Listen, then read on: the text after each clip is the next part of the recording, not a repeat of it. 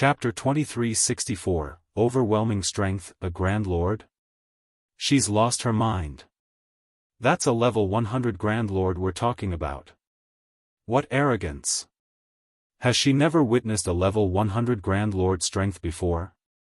Even domain realm experts would have to flee from such a monster. When they heard Silent Wonder's decision, everyone felt that she had gone mad and was hopelessly optimistic. Why else would she make such a foolish, insane choice? Even the various superpowers expert teams had trouble with level 100 monsters at this stage of the game. No player could solo a level 100 Great Lord, much less a Grand Lord. Wonder is being too impulsive. Long Xianglong could only shake his head and sigh at his niece's decision. Although Hermit had presented four choices for the competition, as someone who had fought in level 100 neutral maps, he knew that there were really only two viable difficulties. The bit about surviving for 10 minutes was a joke. Level 100 peak experts wouldn't even survive more than 3 minutes against a level 100 Great Lord, much less against a Grand Lord. Moreover, Silent Wonder and the others were lifestyle players, who rarely engaged in combat. What is Wonder thinking? Even if she's trying to improve Zero Wing's prestige, does she really need to choose a Grand Lord to do it? Cold Memory muttered, baffled. Cold Memory understood the reason behind Silent Wonder's decision. Many of the spectators here lamented over the fact that Zero Wing, not a superpower, backed her. She must have found these opinions offensive and chose to challenge a Grand Lord to prove Zero Wing's strength. However, Cold Memory was confused that Silent Wonder had chosen the Grand Lord instead of the Great Lord. She had better chances against the Great Lord, even if they were still quite slim, than she had against a Grand Lord. Now, she was simply making a fool of herself. Are you certain that you wish to challenge the Grand Lord, Wonder? Hermit, who was just as surprised by the girl's decision, asked for confirmation. Before the trial, Azure's Grand Elders had tested the challenge's viability. They had come to the conclusion that the highest difficulty challenge would be utterly impossible for current players. That's right. I choose to challenge a Grand Lord, Silent Wonder declared. Both Silk Moon and Yen Xiaoqian gave Silent Wonder strange looks. They had never thought that her choice was a serious one. It seems you'll never change, Wonder. It's a pity that you'll only find yourself in a dead end, Yen Xiaoqian said. She understood that Silent Wonder was attempting to save herself from a hopeless situation, but her opponent wasn't aware of how terrifying a level 100 Grand Lord really was. She, on the other hand, had encountered such a monster personally when she had accompanied her guild's main force on an expedition. All right. Since you three have chosen, we'll begin the competition according to the original order, Hermit said. He could see Silent Wonder's determination, so he didn't try to dissuade her. A group of players then brought a 4-meter-tall cage into the venue. As the cage opened, a 3-tailed flaming tiger burst forth. As it did, Azure's members activated the magic array they had set up earlier, trapping the flaming tiger within. Not only did this magic barrier prevent the flaming tiger from escaping, but it also suppressed the flaming tiger's recovery speed. It was considered a bonus to the challengers. 3-tailed flaming tiger, wild beast, high lord, level 100 HP 42,000/42,000,000. The moment the flaming tiger emerged from its cage, every player in the venue felt an intense pressure bear down on them. Moreover, the temperature within the magic barrier rose due to the flaming tiger's body.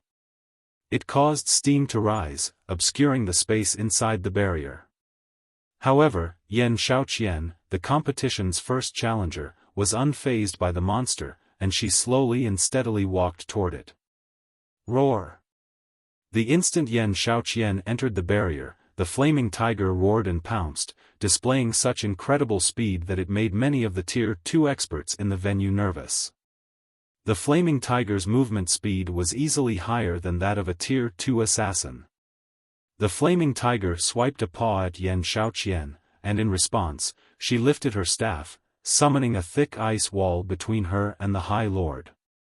Even when the flaming tiger struck the ice wall, it suffered hardly any damage. What powerful attributes! Is this the might of the Elven Light set? Everyone watched in astonishment as Yan Xiaoqian effortlessly blocked the flaming tiger's attack. They were all aware of how powerful a level 100 High Lord was. Even a level 100, tier 2 metric tons would struggle to tank one. The task would usually require 2 MTs. Yan Xiaoqian, however, had stopped the flaming tiger's assault with a simple spell. What amazing tier 2 silent casting! Yan Xiaoqian's ice wall even surprised Cold Memory. The young woman hadn't cast the ordinary tier 1 ice wall. Rather, Yan Xiaoqian had cast the tier 2 spell Enchanted Ice Wall, a magically enhanced version of the tier 1 ice wall. Of course, due to how complex tier 2 spells were, they were difficult to cast without a chant. Even if an elementalist succeeded to do so without a chant, their completion rate would suffer, reducing the spell's power in turn. And yet, despite casting the spell without a chant, Yan Xiaoqian's ice wall was strong enough to stop the flaming tiger. Her success was a testament to her high spell completion rate. Seeing this, Cold Memory couldn't help but feel inferior when it came to mental fortitude and control over mana. Seeing that its attack had failed, the flaming tiger circled the ice wall, but Yan Xiaoqian didn't give it the opportunity. She immediately summoned several more ice walls, surrounding the flame tiger. She then double speedcast her tier 2 spells, Earthen Spike and Frostwill arrows. With nowhere to run, both attacks slammed into the flaming tiger, and damages of over -100,000 appeared above the High Lord's head, one after another. The flaming tiger tried to break through the ice walls, but Yan Xiaoqian replaced the destroyed ice walls almost instantly. When the flaming tiger did manage to break free and attack Yan Xiaoqian, she activated Blink and teleported to a safe distance. She would then create another line of ice walls, steadily draining the High Lord's HP. The young elementalist's performance stunned the various superpowers experts. They had never dreamed that a player could toy with a level 100 High Lord like this. The way she smoothly transitioned from spell to spell was particularly impressive. It almost looked like she gracefully danced across the battlefield as she attacked and evaded. Many of the peak experts felt their scalps tingle as they watched. In the end, Yan Xiaoqian killed the three-tailed flaming tiger in less than 15 minutes. After Yan Xiaoqian emerged from the barrier, it was Silk Moon's turn. She also had to face a three-tailed flaming tiger, but since she was a cursemancer, her attack power wasn't as high as Yan Xiaoqian's, an elementalist. Even so, Silk Moon's performance stunned the crowd as well. During her battle with the flaming tiger, she cast a variety of spells to reduce the High Lord's mobility, reaction speed, strength, and agility. To everyone's surprise, Silk Moon was also a domain realm expert. Once she had weakened the flaming tiger, the cursemancer toyed with it as if she were playing with a kitten. Although Silk Moon's fight had lasted 5 minutes longer than Yan Xiaoqian's, she had seemed far more relaxed than her opponent. After the battle, the spectators burst into a heated discussion. Shortly after Silk Moon's fight, Azure's members brought in a 10-meter-tall cage, which attracted everyone's attention immediately. Before they opened the cage, Azure's members strengthened the magic array, which became so powerful that the mana density around it increased slightly. As the cage opened, a 9-meter-tall bear walked onto the battlefield. It was covered in pitch-black fur, and runes hovered around its body. When the crowd felt the bear's frightening aura, they felt chills crawl down their spines. Dark Moon Bear, Wild Beast, Grand Lord, Level 100 HP 210,000/210,000,000. It's so strong. So, this is a level 100 Grand Lord? How is this supposed to be a fair fight? That thing can likely kill peak MTs with a single slap. Few of these experts had ever seen a level 100 Grand Lord, and they couldn't help but gasp when they saw the Dark Moon Bear. If not for the magic array that trapped the wild beast, they might have fled from the venue. Wonder, it's your turn now, but it's not too late to give up, Hermit gently told Silent Wonder. No individual player could deal with a creature as strong as the Dark Moon Bear. Not only would players have to fight as a team to defeat this monstrosity, but they'd also have to rely on a magic array to suppress it. Trying to survive against the unsuppressed Dark Moon Bear for 10 minutes was utterly impossible for a level 99, Tier 2 player. However, Silent Wonder ignored Hermit's advice as she approached the magic barrier. She's insane. I wonder how many hits she'll last. Hits?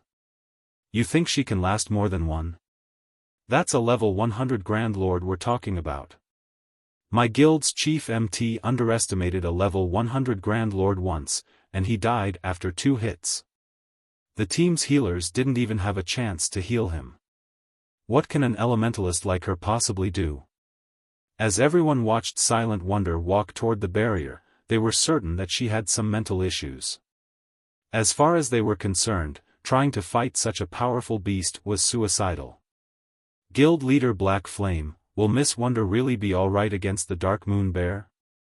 White Autumn asked as he watched. He knew that Xiaofan was a Tier 3 player, but Silent Wonder wasn't. White Autumn wouldn't even be confident of lasting more than 10 minutes against the Grand Lord if he hadn't obtained the Sea God's blessing. Meanwhile, Silent Wonder's life aura wasn't particularly powerful, which proved that she only had an ordinary legacy. White Autumn doubted she'd even last 1 minute, much less 10. Relax. She knows what she's doing, Xiaofan said, chuckling. As soon as Xiaofan said that, Silent Wonder crossed the magic barrier. Almost simultaneously, the Dark Moon Bear charged at her, its frightening aura startling some of the Apex experts watching the fight. However, Silent Wonder held her composure. She simply removed her black cloak, revealing her crimson robes, and retrieved a resplendent staff from her bag, equipping it. As soon as she did, all of the mana within the barrier swarmed toward her as if she were this space's true queen. Read latest chapters at Wuxia World. EU. Before the Dark Moon Bear could reach Silent Wonder, she lightly swung her staff. Answering her call, mana surged toward the tip of her staff, transforming into a flaming spear that shot toward the Grand Lord. The fire spear was so fast that not even the Dark Moon Bear had time to react. Boom! As the fiery weapon and the pitch-black bear collided, a flaming pillar enveloped the Dark Moon Bear, its flames so powerful that it shook the magic barrier. When the flames subsided, the Dark Moon Bear slid to an abrupt halt. Chapter 2365, Humanoid Monster. Although the Dark Moon Bear had simply halted its charge as a result of Silent Wonder's attack, the spectating crowd gaped in shock. As if time had stopped, silence fell over the competition venue. How is that possible? What did she do? Even Duan Hanshan, Long Xianglong, and White Autumn were shocked, not to mention the various superpowers experts. Even a 100-man team of level 100, Tier 2 experts would be annihilated if they tried to challenge a level 100 Grand Lord without a magic array, yet Silent Wonder stood against such a beast alone. Despite being only level 99, Silent Wonder had stopped the Dark Moon Beast's charge with a single spell. It was unbelievable. Since when has Wonder been able to silent cast Tier 2 spells so proficiently? Cold Memory stared at the smoking Dark Moon Bear, confused. Although the power of Silent Wonder's spell had surprised Cold Memory, she was more surprised by the young elementalist's silent casting. When one cast a spell without chanting, they sacrificed a significant percentage of their spell completion rate. Achieving an 80% completion rate as Yan Xiaoqian had was already impressive, yet Silent Wonder had gone a step further and cast her spell with more than a 90% completion rate. Cold Memory knew this because the Tier 2 spell, Flame Spear, only generated a fire pillar on impact if the caster achieved a 90% completion rate or better. Not even Silk Moon, a domain realm expert, could accomplish the feat. However, of everyone in the venue, Silent Wonder was the most shocked to see this outcome. So, this is the power of a fragmented legendary weapon? Silent Wonder's heart pounded as she glanced at the brilliant silver in her hand.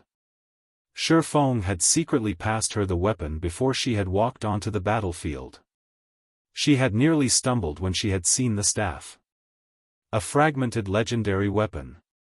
The various superpowers constantly searched for such a weapon, and not even the Azure Chamber of Commerce had found one, yet Zero Wing had. She had seen many powerful epic weapons, but they weren't even in the same dimension as Brilliant Silver. Setting aside the staff's attributes, Brilliant Silver's passive skills made it far stronger than an epic weapon. Thanks to soul transition, she now possessed a Tier 3 soul, and as a result, her spells were much easier to cast. With the bonus to her mana body as well, she had more control over mana than ever before.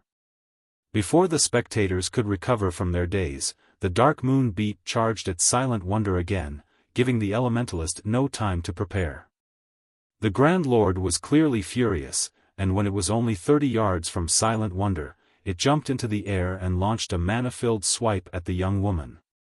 A translucent paw of mana formed in the air, and many of the watching experts despaired. Not only was this paw incredibly fast, but it also covered a 20-yard radius. Dodging the attack would be utterly impossible. As the paw manifested, it contained enough power to rip apart space itself. If they were to receive such an attack, they'd be left without a body to bury. However, before the mana paw could land, Silent Wonder waved her staff and cast Enchanted Ice Wall, and a crystalline wall appeared before her immediately. Boom! The battlefield trembled for a moment after the Dark Moon Bear's attack struck the ice wall, shaking the venue with the sound of a massive explosion. Impossible! How high are her attributes? Is she a monster? Everyone was flabbergasted as they stared at the ice wall, which only bore a few minor cracks. When Silent Wonder had stopped the Dark Moon Bear's first charge, they had been able to chalk it up to her luck, assuming she had simply struck a weak spot. However, they had no excuses for her performance in stopping the Dark Moon Bear's mana paw attack with her Enchanted Ice Wall. And yet, they still couldn't believe what they were seeing. It was absurd to think a level 99, Tier 2 Elementalist could have the basic attributes to rival a level 100 Grand Lord. Nobody would believe this story. I'm impossible. How are her basic attributes so high? Yan Xiaoqian, who watched from outside the barrier, couldn't believe her eyes. Yan Xiaoqian's equipment definitely ranked among the very best in God's domain right now. Even the various superpowers domain realm monsters would likely be no match for her in this regard. However, she could only fight a level 100 High Lord at best, yet Silent Wonder stood her ground against a level 100 Grand Lord, 2 ranks higher than a High Lord. How could she possibly believe this was true? Even Cold Memory and South Dream were dumbfounded. Just what kind of guild is Zero Wing to enable a level 99 player to stand against a level 100 Grand Lord? Cold Memory and South Dream could not help but turn to look at Xiaofan. They had never imagined that Zero Wing would have such a sturdy foundation. For a time, they were overwhelmed with curiosity about the guild. Zero Wing was merely a pseudo-superpower. It had already been amazing that Zero Wing's ability to nurture lifestyle players rivaled Dark Pursuit. Now, it proved that it could procure better weapons and equipment than what Dark Pursuit could get their hands on. It was utterly unbelievable. Everyone already realized that Silent Wonder would win this competition. If Silent Wonder could block the Dark Moon Bear's attacks, surviving for 10 minutes would not be difficult. In other words, she would earn the 20 sets of materials, whereas Silk Moon and Yan Xiaoqian would only have 6 sets each. Zero Wing, is it? Meanwhile, Duan Hanshan and Long Xianglong could not help but glance Shifeng's way. First, the man had received a friendly greeting from White Autumn, and now, Silent Wonder put on an outstanding display. Regardless of their personal feelings, Duan Hanshan and Long Xianglong had to take Shifeng seriously. Rather than focus on Zero Wing, the various superpowers were curious about Silent Wonder's equipment. Her equipment is definitely extraordinary if she can block a level 100 Grand Lord's attack at level 99, one wonder what kind of equipment she is wearing. The magic runes on her robes seem to match. I suspect she's wearing set equipment, but which set? If I could get my hands on a set like that, neither my Tier 3 promotion quest nor defeating field bosses would be a problem. For a time, the various superpowers experts watched Silent Wonder in envy. If they had such incredible set equipment, they could roam level 100 neutral maps without fear. Guild Leader Black Flame, may I know what set equipment Miss Wonder is using? White Autumn curiously asked. It has gathered so much of the ambient mana. Naturally, he shared the same thoughts as the various superpowers. Such a set equipment would make killing field bosses in level 100 neutral maps so much easier. The set might even help him during his Tier 3 promotion quest. The Crimson Sunset, a Tier 2 advanced mana set equipment, Xiaofan answered honestly. A Tier 2 advanced mana set equipment? White Autumn's breathing became excited. He had never realized that Zero Wing was this powerful. He had heard of mana set equipment before. It was top-tier set equipment that was even more powerful than dark gold set equipment, but mana set equipment was painfully rare in God's domain. Moreover, the higher the mana set equipment's tier was, the rarer it would be. As far as he knew, none of the various superpowers had a single complete Tier 2 mana set equipment, yet Zero Wing had a complete advanced mana set equipment. If he could equip Giant's Heart's Peak experts with the Crimson Sunset, they'd have a better chance of completing their Tier 3 promotion quests, as well. Vice Guild Leader White, are you interested in this Crimson Sunset? Xiaofan asked. You jest, Guild Leader Black Flame. I doubt any player would turn away something like this, White Autumn said, a hint of envy and desire flashing in his eyes as he gazed at the Crimson Sunset Silent Wonder War. Read latest chapters at Wuxia World. EU, if you want one, Zero Wing has a few, Xiaofan calmly stated. Zero Wing certainly needed the Crimson Sunsets, but it needed money more. Since a wealthy guild like Giant's Heart was willing to work with Zero Wing, Xiaofan wouldn't mind selling the guild a few of the sets. Really? White Autumn was instantly excited about the prospect. How many sets can you sell? He had already witnessed the Crimson Sunset's effects. If he could get 2 or 3 sets for Giant's Heart, the guild's main force wouldn't have to worry about grinding in level 100 neutral maps, and he could challenge his Tier 3 promotion quest immediately. Zero Wing doesn't have many sets. Will 30 be enough? Xiaofan asked after giving the matter some thought. Chapter 2366, Unexpected Harvest, 30 sets. White Autumn stared at Xiaofan with wide eyes, utterly baffled. He would have already been impressed if Zero Wing could afford to part with 2 or 3 sets. After all, they were talking about advanced mana set equipment, which was far rarer and more valuable than level 95 dark gold set equipment. Yet, Xiaofan had just offered to sell him 30 Crimson Sunsets. That's right, 30 sets, Xiaofan said, chuckling at White Autumn's dazed expression. Each Crimson Sunset will cost 15,000 gold and 10,000 magic crystals. What do you think, Vice Guild Leader White? Although the Crimson Sunset was extremely valuable, each set could, at most, fetch him around 30,000 to 40,000 gold. He wouldn't make any profit if he only sold a handful of sets, but selling 30 at once would be a huge windfall for Zero Wing. Of course, he could auction off the Crimson Sunsets. He'd definitely earn more money from each set if he did, but he didn't want too many powers to get their hands on the equipment, helping their experts complete their Tier 3 promotion quests much sooner. Ultimately, that wouldn't benefit Zero Wing. So, a total of 450,000 gold and 300,000 magic crystals? White Autumn realized what Xiaofan implied. Can I buy 100 sets, then? Even a fool could tell that Zero Wing had the ability to produce the Crimson Sunset. When White Autumn thought about the Crimson Sunset's potential mass production, he shuddered. Even if mass production wasn't possible, just being able to craft the sets was frightening.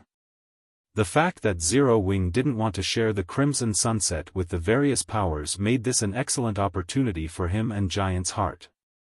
If he could secure 100 Crimson Sunsets for Giant's Heart, not only could he satisfy his guild's experts who intended to challenge their Tier 3 promotion quests, but he could also arm the guild for exploring level 100 neutral maps.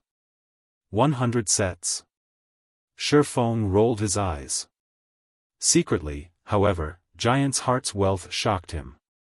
He said, producing the Crimson Sunsets is incredibly difficult and requires precious materials.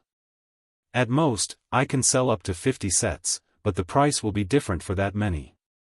A handful of Crimson Sunsets wouldn't be overly helpful to a guild, but dozens of sets would be a different story.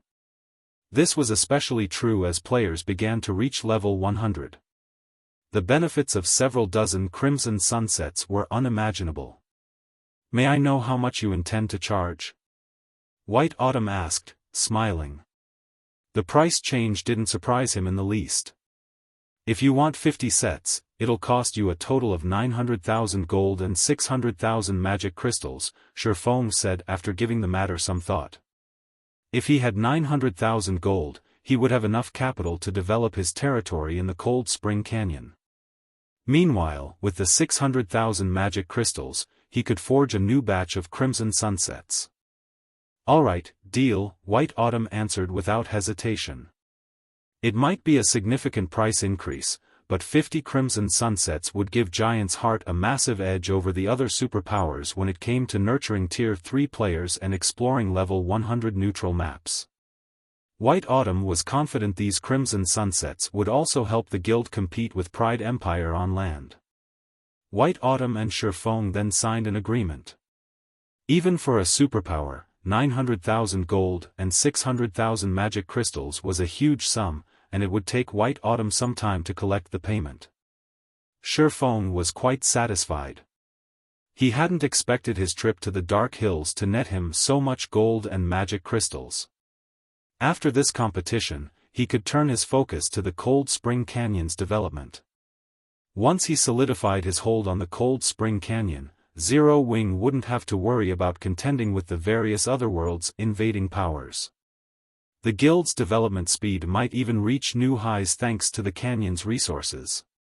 While Xiaofan and White Autumn had been negotiating, Silent Wonder won the competition. Since the moment she had stepped onto the battlefield with the Dark Moon Bear, the competition's outcome had been decided. Yan Xiaoqian was a talented alchemist, but she had only earned 6 sets of materials to work with. In the end, she had only produced 3 bottles of meditation soul. Silent Wonder, on the other hand, had produced 6 bottles before she had even used all 20 material sets. Even though Silent Wonder had won by a landslide, the other members of the Azure Chamber of Commerce couldn't believe the outcome. Big Sis Jade, this is our chance. Now that Silent Wonder has won, the Long family has secured its rule over Azure. Naturally, Zero Wing will benefit from this, the blue-clad assassin beside Jade Bamboo said. Although we can't become members of Azure, we can ally with Zero Wing and use Azure's channels through the guild. With how intense the competition in God's domain is becoming, I doubt Zero Wing would turn us away. The Azure Chamber of Commerce had access to both of the main continents and had even more resources on hand than some super guilds. The Eastern continent's various superpowers were particularly eager to obtain resources from the Eastern continent. Meanwhile, the otherworld's various powers were rapidly expanding on the main continent. If Zero Wing collaborated with their Adventurer Alliance, the alliance could provide additional security for the guild. It was a benefit that many first-rate guilds and pseudo-superpowers needed but failed to acquire. Alright. After the competition, I'll report the outcome to the Alliance Master, Jade Bamboo said, nodding. Meanwhile, Yan Xiaoqian stood on the competition grounds, still dazed. She had never dreamed that she would lose so miserably.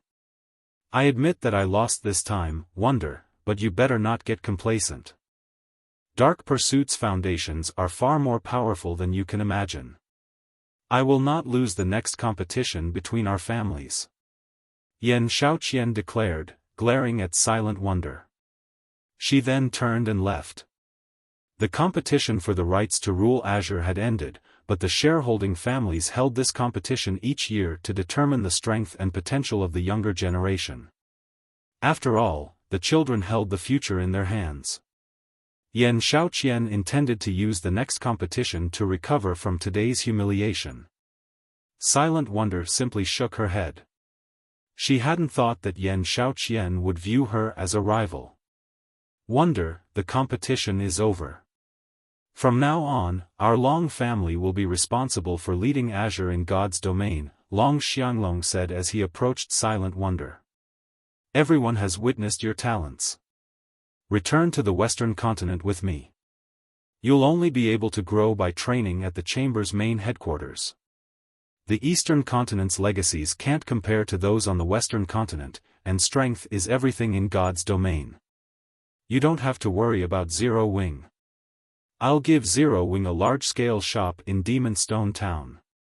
Not only will the guild be able to earn a significant amount of resources through the shop, but it will also have access to plenty of treasure from the Western continent. Silent Wonder's display had certainly shocked Long Xianglong. He hadn't realized that his niece was so powerful. She was just as talented in combat as Yan Xiaoqian. Although he had also been surprised to learn that Silk Moon had reached the domain realm, her health remained a problem. Unfortunately, Burning Owl couldn't lead the Long family to glory in the future alone. Hence, Silent Wonder's participation was absolutely necessary. Read latest chapters at Wuxia World. EU, Third Uncle. I already told you. I've decided to stay in Zero Wing. Silent Wonder insisted. Enough nonsense. With your talents, it won't be long before you become one of the Chamber's vice guild leaders. You'll have no issues becoming a Grand Elder in the future either. You'll have a much better future with the Chamber than in a pseudo-superpower like Zero Wing, Long Xianglong argued. At this rate, you'll only ruin your prospects. As Silent Wonder tried to explain herself, everyone in the hall heard a deep voice. Elder Long, Silent Wonder is a genius, but I disagree that she'll ruin her future by staying in Zero Wing. Silence descended on the venue. No one had expected someone to be daring enough to refute Long Xianglong's statement, and everyone spun toward the speaker. The player that had interrupted the conversation between the Long family members was none other than Xiaofan, who slowly approached Long Xianglong. Chapter 2367, Sword King? How dare he? Everyone in the venue looked at Xiaofan as if he were a fool. Long Xianglong was the strongest member of the Long family's second generation. He was even capable of contending with Hermit, and now that the Long family had secured the right to rule Azure, his status in the chamber was even higher than Hermit's and Duan Hanshan's. The various superpowers would do anything they could to befriend Long Xianglong at this point, and yet, Xiaofan had done the exact opposite, destroying any goodwill he had earned from helping Silent Wonder achieve victory. There's definitely something mentally wrong with that guy, Big Sis Jade. After that outburst, Zero Wing had likely lost any access to Azure's resources, the blue-clad assassin beside Jade Bamboo said, frowning. Long Xianglong was the second most influential person from the Long family's second generation. He had the authority to decide much regarding the family's and Azure's future. Even if he decided against attacking Zero Wing after Shifeng's offense, it was almost certain that the guild wouldn't get anything from the Azure Chamber of Commerce. Everything Zero Wing had invested in this competition was for naught. What is he thinking? Jade Bamboo felt as if she were going mad as she watched Xiaofan. Does he think that helping Silent Wonder win this competition is enough to stand on equal footing with Long Xianglong? Earlier, Duan Hanshan hadn't called Long Xianglong Lunatic Long because the man was a fighting maniac, but because of the way he conducted himself. Once Long Xianglong decided to do something, no one could dissuade him. He would try to achieve his goal at all costs. It was easy to imagine what outcome awaited Xiaofan for offending the man. Xiaofan had already secured Azure's bountiful resources for his guild, yet he had thrown that away just as quickly. Not even a fool would be so wasteful, yet Xiaofan had done so without any hesitation. Jade Bamboo had just finished her report to her alliance master and proposed a partnership with Zero Wing, too. I knew this kid wouldn't play by the rules. This is going to be interesting, Duan Hanshan said, grinning. Duan Hanshan was known for how protective he was of his faction's members in the Azure Chamber of Commerce, but he also knew how to view the bigger picture and prioritize. Long Xianglong, however, didn't. The man only prioritized his own goals, which was why Duan Hanshan didn't want to quarrel with him. While whispered discussions filled the venue, Long Xianglong turned toward Xiaofan. What? Do you think I'm wrong? Long Xianglong asked in a warning tone. With those words, everyone felt a chill crawl down their spines. Long Xianglong hadn't said much, but they could all hear his rage. They had no doubt that the man would attack anyone who dared to speak up. And yet, when Burning Owl heard the warning, he wiped the sweat from his brow and sighed in relief. Thank goodness Third Uncle didn't just attack, but Black Flame should know how to back off. Burning Owl was very familiar with his third uncle's general attitude. It always gave him huge headaches when he had to deal with the man. He had thought his third uncle would have attacked Xiaofan without a second thought. Fortunately, Long Xianglong had held back out of respect for Silent Wonder. Even an ordinary expert would realize what the man was thinking as they faced his third uncle's frightening killing intent. As long as Xiaofan had half a brain, he should know how to respond. However, Shifeng's reply dumbfounded Burning Owl and the various superpowers' upper echelons. That's right. That assumption is incorrect, Xiaofan immediately replied. Wonder might be able to develop well in Azure, but her development in Zero Wing would be just as successful. Silent Wonder's talent went without saying. Not only had she been one of the 10 great Grandmaster alchemists in the past, but she had also been a Tier 5 powerhouse. Even the various superpowers had been helpless against her without dispatching a Tier 6 God-ranked expert. Although the Azure Chamber of Commerce had a foundation that rivaled super guilds, Zero Wing was just as capable of nurturing experts. After all, Zero Wing had the extraordinary tower. None of the various superpowers had this advantage, and the Realms of Truth were far more beneficial to magical class players like Silent Wonder than the Realms of Refinement. If Silent Wonder could master the Realms of Truth, she would gain strength far beyond that of reaching the Domain Realm. This was the very reason that Violet Cloud commanded more combat power than Fire Dance and Gentle Snow, despite having the same combat standards. Of course, as soon as Xiaofan finished his statement, silence returned to the venue. Is his brain broken? Burning Owl nearly cursed aloud when he heard Xiaofan argue. Not once, but twice. Xiaofan had provoked his third uncle twice. It's no wonder why this kid dared to provoke me earlier. It seems he had no fear of death. Duan Hanshan was stunned by Shifeng's response. Even he was afraid of provoking Long Xianglong. The only people that could keep the man in check were the Long family's old man and Azure's guild leader. Long Xianglong didn't respect anyone else and typically did as he wished. While the various superpowers' upper echelons watched, their envy of Zero Wing vanished instantly. Now, they merely laughed and ridiculed Shifeng's ignorance. Even Silk Moon, who had watched this play out in silence, gave Xiaofan a strange look. You're quite interesting, young man. I don't know how many years it's been since someone has spoken to me like that, Long Xianglong said, flashing Xiaofan a wrathful grin. You must be confident in Zero Wing's strength since you think it can help Wonder's development as much as Azure, right? In that case, why don't you show me this strength? Third uncle. Silent Wonder rushed forward to dissuade Long Xianglong. Do not interfere, Wonder. I want to see the standards of the guild you so favor, Long Xianglong said as he raised his hand to stop Silent Wonder. He returned his attention to Xiaofan and said, My requirements of your guild aren't high. Since you're the guild leader, you should have satisfactory combat standards. If you can survive 10 moves against me, I'll stand aside. However, if you fail, Wonder will have to leave Zero Wing.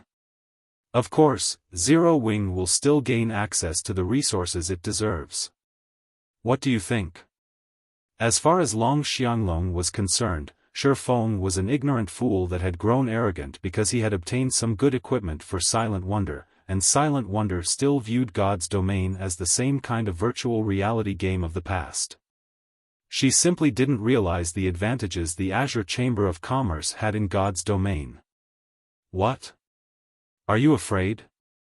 Long Xianglong taunted, interpreting Xiaofang's silence as fear. As Xiaofan was about to speak, White Autumn suddenly stepped forward. Is this necessary, Brother Long? Can we not allow the younger generation to make their own decisions? White Autumn asked. Everyone was surprised by White Autumn's intervention. What relationship does White Autumn have with Zero Wing? I can't believe he's actually willing to stand up for the guild in a situation like this, Jade Bamboo muttered as she curiously glanced at Xiaofan. Now that the Long family ruled Azure, the various superpowers would fight for its favor. They'd do anything in their power to support Long Xianglong, and yet White Autumn chose to support Zero Wing. This was simply unbelievable. Please do not try to stop this, Vice Guild Leader White. This is between us, Long Xianglong said. Although he was just as surprised, he rejected White Autumn's advice. Brother Long, you misunderstand. I'm not trying to stand against you. I'm only doing this for your own good, White Autumn said, shaking his head as he smiled. Read latest chapters at Wuxia World. Ew, what are you trying to say? Long Xianglong coldly demanded. I mean that you're no match for guild leader Black Flame, White Autumn explained with a sigh. I'm not a match for him. Long Xianglong laughed. And why not? Do you think that Azure is no match for Zero Wing just because it has powerful weapons and equipment, that Azure cannot secure its own? Long Xianglong knew that Zero Wing had powerful foundations. He could easily evaluate Silent Wonder's equipment. As Zero Wing's guild leader, Xiaofang's weapons and equipment should be just as good, if not better, than Silent Wonder's, but that didn't mean that the Azure Chamber of Commerce was inferior in this regard.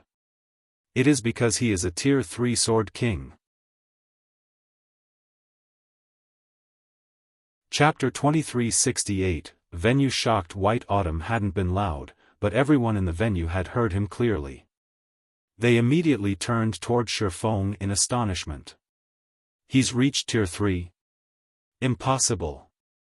Instinctively, they refused to believe White Autumn's claim, especially the furious Long Xianglong. He assumed White Autumn was trying to trick him. Is White Autumn joking? How can that kid be Tier 3? Not even Duan Hanshan believed White Autumn's statement had been serious. Apex experts like Duan Hanshan had been fighting to reach Tier 3 for a while, yet even now, he wasn't confident of completing his promotion quest and intended to train for a while longer. Meanwhile, Xiaofan was merely the guild leader from a pseudo-superpower. He had nowhere near as much access to resources as Azure's Grand Elders. It'd already be impressive if the young man had reached level 100, not to mention Tier 3. However, Hermit suddenly stepped forward and confirmed, he is indeed a Tier 3 Sword King. Shocked silence filled the venue again after Hermit supported White Autumn's statement. Not only had White Autumn claimed that Xiaofan was a Tier 3 player, but now Hermit, one of Azure's Grand Elders, agreed. Either these two men were playing a joke, or they were telling the truth. However, Hermit should have no reason to lie with his status and position. Everyone turned to stare at Xiaofan, their expressions changing. Rather than seeing a simple pseudo-superpowers guild leader, they saw Xiaofan as a Tier 3 powerhouse that could effortlessly slaughter Tier 2 players. It's no wonder why Hermit turned a blind eye to his earlier transgression. So, he's a Tier 3 Sword King? Realization dawned on Burning Owl. Hermit was famous for his strict nature in the Azure Chamber of Commerce. He wouldn't tolerate an outsider killing one of Azure's peak experts, yet he had done precisely that at the Dark Hills checkpoint. He had even admonished the surviving peak experts that guarded the checkpoint. Hermit wasn't trying to interfere with the two main families' affairs, he just wanted to prevent any friction between Azure and Xiaofan. Tier 3? He's certainly hidden his strength, Jade Bamboo muttered. Now, she watched Xiaofan with a more serious gaze. She hadn't thought that Zero Wing had such an incredible foundation. The Tier 3 promotion quest was an exceptionally difficult trial. Based on what she knew, none of God's domain's superpowers had successfully nurtured a Tier 3 player yet. If Xiaofan were truly a Tier 3 player, her Adventurer Alliance would need to reevaluate the potential partnership with Zero Wing. Meanwhile, Long Xianglong's complexion shifted between red and white. He was silent for a long moment, but eventually, he gritted his teeth and glared at Xiaofan. Excellent. You actually tried to trick me. Even he would have to flee from a Tier 3 player. The difference between the tiers' power was simply too massive to overcome, which was how Tier 2 players so easily trampled over Tier 1 players. Meanwhile, Duan Hanshan was relieved that he hadn't attacked the man earlier. Otherwise, he would have been in this awkward position, rather than Long Xianglong. Elder Long, do you still desire a match? Xiaofan asked, smiling faintly. Xiaofan could understand Long Xianglong's desire to drag Silent Wonder to the Azure Chamber of Commerce, but he couldn't ignore the man's insult that Zero Wing would destroy her future. If Long Xianglong wanted a match, Xiaofan didn't mind showing off Zero Wing's foundations. No need. I admit that I am no match for you right now, Long Xianglong decided. However, the difference between our individual strengths doesn't prove anything. Nurturing experts require a massive amount of resources. Is Zero Wing better equipped than Azure to handle that requirement? How would we know if we don't try? Xiaofan nonchalantly replied. Azure had a lot of resources, but Zero Wing wasn't as unprepared to nurture experts as it had been in the past. This was especially true now that Zero Wing had accumulated a huge stockpile of primal void stones. Once the guild constructed a combat room with those stones, it would be just as capable of nurturing experts as current superpowers. Furthermore, Xiaofan had a better understanding of what awaited players after Tier 3 than anyone. Good. Very good. Azure holds this competition between the shareholder family's younger generation every year. Naturally, Wonder will participate in next year's competition, as well. Show me how far she'll develop with Zero Wing without Azure's resources. Long Xianglong snarled before he turned and left. Third uncle. Silent Wonder felt anxious as she watched Long Xianglong storm off. Zero Wing had expended a lot of resources to help her improve. She had hoped to return the favor with resources from Azure once she had won the competition, but Long Xianglong's attitude made it clear that he had no intention of giving her guild a single cent. Don't bother, second sis. You know how third uncle is. We'll have to wait until he calms down to persuade him, Burning Owl advised, trying to ease Silent Wonder's nerves. She had no choice but to give up, despite how guilty she felt. Meanwhile, the various spectating powers joyfully grinned at Xiaofan, especially Duan Hanshan. Despite helping the Long family a great deal, Zero Wing would walk away with nothing. Why wouldn't Duan Hanshan be pleased? Black Flame is very strong, but he's foolish. He threw away such a golden opportunity. Yan Shaoqian looked at the man, a little disappointed. It seems Silent Wonder won't be a match for me in the next competition. Black Flame really is stubborn. If he hadn't provoked Long Xianglong, he would have secured precious resources from the Western continent. Not only would Zero Wing have grown stronger, but it would have had an easier time fending off the otherworld's invading powers. But he's lost everything. What can he possibly do by himself? The blue-clad assassin beside Jade Bamboo surmised, just as stunned by Xiaofang's performance as the rest of the crowd. Read latest chapters at Wuxia World. Xiaofan might be very strong and deserve respect for reaching Tier 3 so soon, but he'd only have that advantage for a short time. His status as a Tier 3 player would be meaningless once the various superpowers experts were the same tier. How exactly did Zero Wing intend to compete with the Azure Chamber of Commerce then? Jade Bamboo nodded in agreement. She had planned to convince her alliance master to negotiate a partnership with Zero Wing, but it seemed that it was no longer necessary. Similarly, the other superpowers that intended to approach Zero Wing about an alliance dismissed the idea. Xiaofan didn't remain in Demon Stone Town after Azure's competition reached its end. He and Silent Wonder immediately teleported back to White River City. Since the very beginning, he had never viewed Demon Stone Town's resources as important. He had only one thing on his mind: his territory in the Cold Spring Canyon. Once he developed the area, the resources Azure could offer would pale in comparison.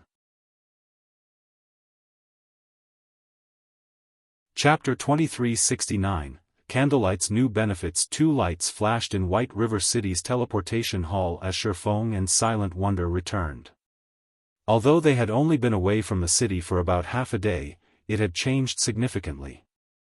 There were visibly more players in the teleportation hall than when they had left, and many of these players originated from the various other worlds. Their life auras were clearly different from the main continent's ordinary players. Many of Star Moon Kingdom's original inhabitants couldn't help but envy these otherworld players when they saw them. Being a silver member in the Star Moon Adventurer Alliance is wonderful. The Alliance actually lets them tag along with so many experts when questing and leveling up.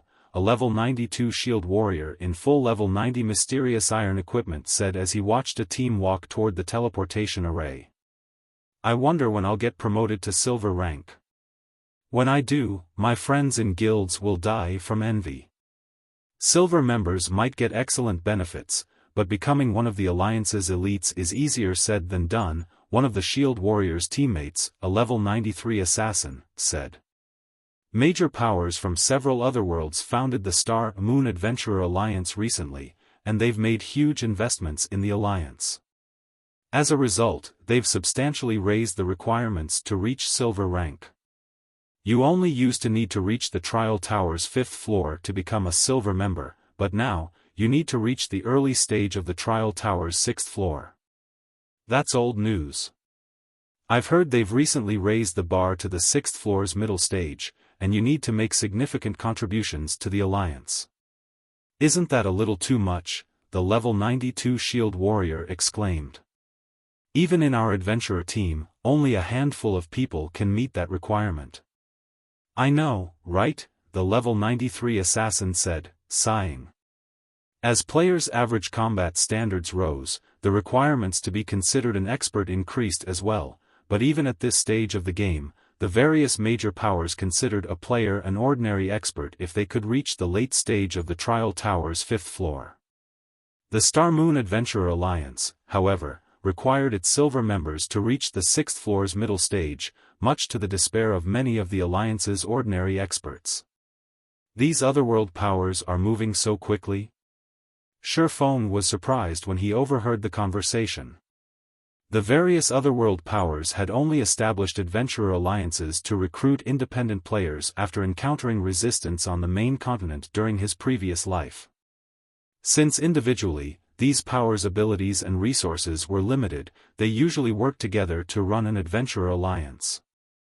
And yet, these otherworld powers had begun to work together much sooner than they had in the past. Naturally, this would have a greater impact on the main continent's various powers. After all, independent players made up the majority of God's Domain's player base. With this thought in mind, Xiaofan hurried toward the Candlelight trading firm. The Otherworld Powers partnership would even have a massive impact on Super Guild's development, not to mention Zero Wing. If Zero Wing wanted to survive this invasion, not only would it have to grow its members' overall strength, but it would also have to recruit far more capable players. While they walked, Xiaofan instructed Silent Wonder to level up so she could complete her Tier 3 promotion quest sooner than later. Her combat standards weren't low, and she was just a step away from the Void Realm. She shouldn't have any issues completing her promotion quest as soon as she reached level 100 with the help of the enhanced Crimson Sunset. She'd likely have an even easier time completing it than Cola and the others.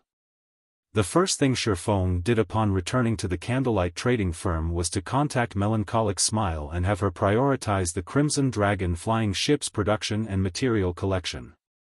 He also told her to recruit more lifestyle players with high potential.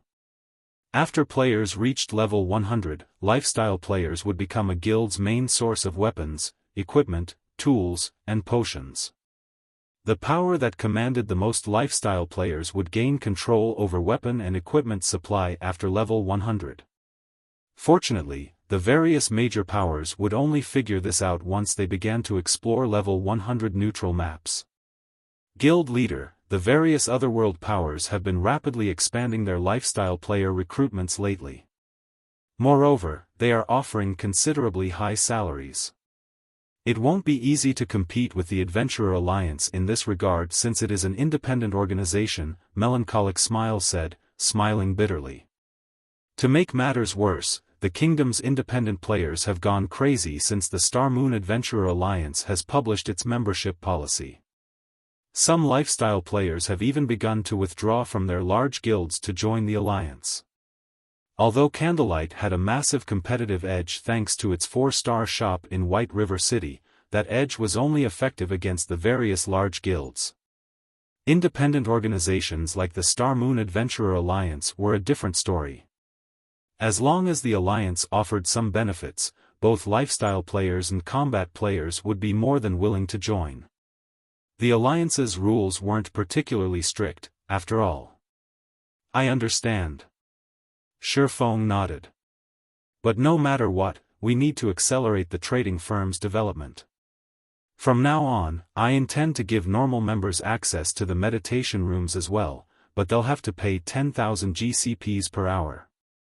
We'll also open the research workshop to all internal members for 50,000 GCPs per half hour. Core members will receive a 20% discount for the research workshop. These conditions should be enough to lure in quite a few capable lifestyle players, Melancholic Smile said, her eyes glowing with excitement. The basic meditation room was extremely helpful to lifestyle players, especially those who hadn't yet reached the master rank. The room's environment was miraculously effective when players practiced production methods. In addition, the meditation room could help players when they created basic master designs or recipes. Access to the rooms was a very attractive benefit to lifestyle players. Candlelight's normal members hadn't had any access to the basic meditation rooms thus far since there were too few available, but now that Candlelight had a 4-star shop and 5 3-star shops, the number of rooms available had skyrocketed.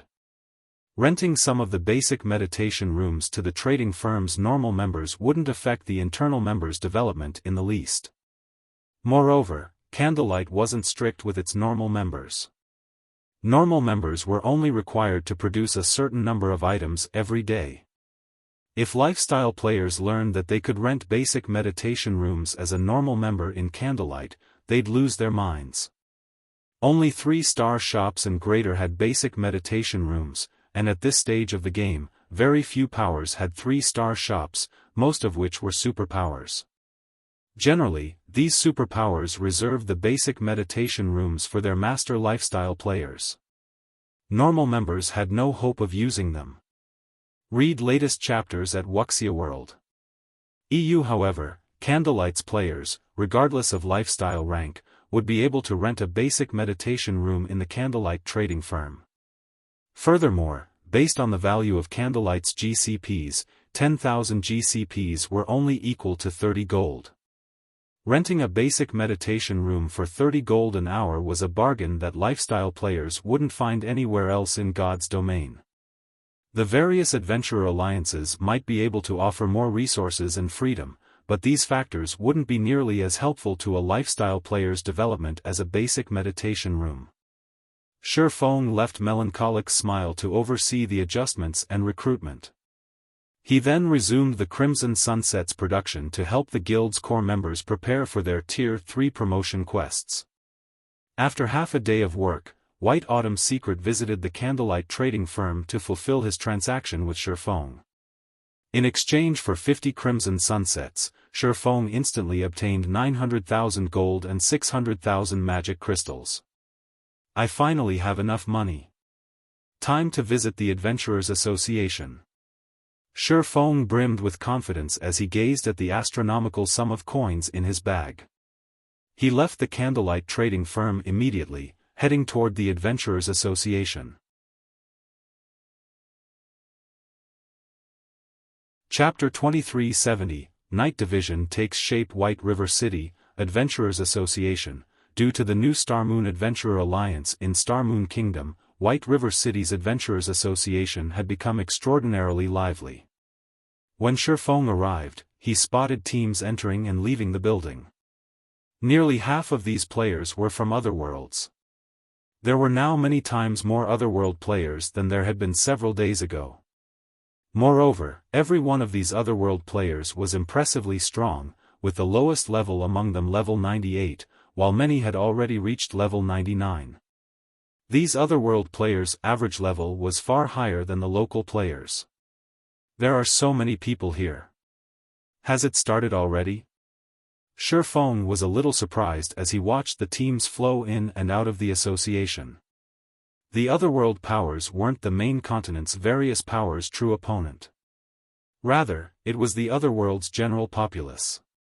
When the planar passages had first opened, only the otherworld's asterisk major powers had been able to cross to the main continent since they had monopolized their respective passages. However, as the passages activated fully, not even those major powers could control them completely, and as a result, players surged toward the main continent. Competition on the main continent had already been intense, and now, as powerful otherworld players joined the fray, it was easy to imagine the impact they had on the main continent's various powers. Players would especially fight over the resources in the various NPC cities. Take the Adventurers Association, for example. There were only so many high-ranked quests available, and with an increase in player population, it was natural that players would have fewer quests to complete. If resources became less available, the various large guilds' development would slow significantly. The guilds that hadn't bothered to focus on neutral maps, in particular, would suffer. This lack of resources would be fatal to them. This was why even superpowers had fallen prey to the otherworld powers in Xiaofan's previous life. Even if the main continent's ordinary powers hadn't been directly affected by the invasion, the aftereffects had been more than enough to stagnate their development. Currently, Zero Wing had a wide sphere of development. The guild even had territory in neutral maps. Zero Wing shouldn't have any issues enduring the initial otherworld invasion. However, the guild still needed to be very careful with its operations. Otherwise, Zero Wing would suffer a severe developmental blow since multiple hostile superpowers were keeping an eye on it. Thinking up to this point, Xiaofan entered the Adventurers Association. Administrator Lorraine, I wish to check the status of the night draft. Xiaofan addressed the elven beauty that entered the VIP reception room he occupied. The 5,000 knights were crucial to his management of the Cold Spring Canyon. Although he had spent a lot of money to draft these knights, he hadn't bothered to visit the Adventurers Association since he hadn't had enough money. Finding willing and powerful NPCs wouldn't matter if he couldn't afford to hire them. Hiring NPCs for a night division wasn't like hiring NPCs as soldiers to protect a guild town. He would not receive any subsidies from the kingdom. It was like nurturing 5,000 personal guards. Without sufficient capital, he couldn't support the night division. Now, however, he had 900,000 gold on him, which should be, more or less, enough to establish his night division. This is the current status of your draft. Lorraine said, smiling as she handed Xiaofan a thick stack of papers. He was dumbfounded when he saw the listed numbers on the summary sheet. Aren't these results a little too amazing? Xiaofan couldn't believe his eyes. His draft had attracted 20,164 NPCs in total. Among them, 13,664 were Tier 2 Common Knights, 4,814 were Tier 2 Bronze Knights, 1,669 were Tier 2 Mysterious Iron Knights, 15 were Tier 2 Secret Silver Knights, and 2 were Tier 2 Fine Gold Knights. Xiaofan had assumed he'd be fortunate to gain the interest of 5,000 NPCs with his draft. Recruiting NPCs wasn't easy, after all. Players that weren't one-star lords would have to spend 2 or 3 months to find enough interested NPCs. And yet, he had over 20,000 NPCs apply for the draft, and they were frighteningly high quality. Based on what Xiaofan knew, most of the NPCs in a Superpowers Knight division would be Bronze Knights, with very few Mysterious Iron Knights. Mysterious Iron Knights were just as rare as Mysterious Iron Personal Guards. Only the Knight divisions that had been in place for a while had attracted Secret Silver Knights in the past, and one would have to be very lucky to find treasured Fine Gold Knights. Xiaofan had never imagined that his simple draft would lure 15 Secret Silver and 2 Fine Gold Knights. If the various superpowers of the past knew about this, they'd go mad with envy. As for Tier 3 NPCs, recruiting such a being was painfully difficult in God's domain because they were considered powerhouses in the game. They qualified to rule over a small city. Naturally, they wouldn't be willing to lower themselves to becoming someone's knight. However, when Xiaofan saw the prices to recruit these NPCs, his excitement vanished. The Bronze Knights only requested a weekly salary of 30 gold, with a 20 gold per week nurturing fee, but the Knights of higher ranks cost far more. Mysterious Iron Knights requested a weekly salary of 70 gold and a 30 gold per week nurturing fee, Secret Silver Knights requested a weekly salary of 150 gold and 50 gold per week nurturing fee, and Fine Gold Knights requested a weekly salary of 300 gold and 100 gold per week nurturing fee. If Xiaofan hired the best available knights, maintaining his knight division would cost him 336,400 gold per week. Even superpowers would choke at this amount, and that didn't even include the cost of arming these knights. Lord Bronze Legatee, may I know who you wish to choose? Lorraine asked after Xiaofan's long silence. I want all of the Fine Gold, Secret Silver, and Mysterious Iron Knights. Fill the remaining slots with Bronze Knights, Xiaofan said, his heart aching as he spoke. Also, outfit the Secret Silver and Fine Gold Knights with epic equipment, and give the rest Secret Silver equipment. Fortunately, arming these knights cost as much as arming NPC soldiers. A full set of level 100 to level 150 epic equipment cost 4,000 gold, and a full set of level 100 to level 150 Secret Silver equipment cost 50 gold. Even so, it still cost him a total of 317,150 gold to outfit his entire knight division. Very well. Your total comes to 653,550 gold coins, Lorraine announced after calculating the total cost. Here, Xiaofan said, gritting his teeth. He was reluctant, but he still paid the full amount. If he hadn't just earned 900,000 gold, he doubted he'd be able to walk out of the Adventurers Association. Xiaofan finally understood why so few first-rate guilds had formed knight divisions in the past. Although it was profitable to own territory in a level 100 neutral map, the knight division was a heavy burden. If not handled carefully, a first-rate guild would easily go bankrupt. Only superpowers could afford to maintain a knight division without major repercussions. Now that you have hired your knights, please prepare their accommodations in your territory as soon as possible. If they do not have suitable accommodations, they may dissolve their contracts, Lorraine warned Xiaofan after she received the payment. At the moment, there wasn't even a town in Cold Spring Canyon. That won't be a problem. I wish to transfer Stone Forest City to my new territory now, Xiaofan said.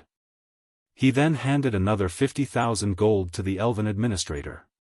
Once players had a land of their own, they had the authority to transfer a guild town or city to the area.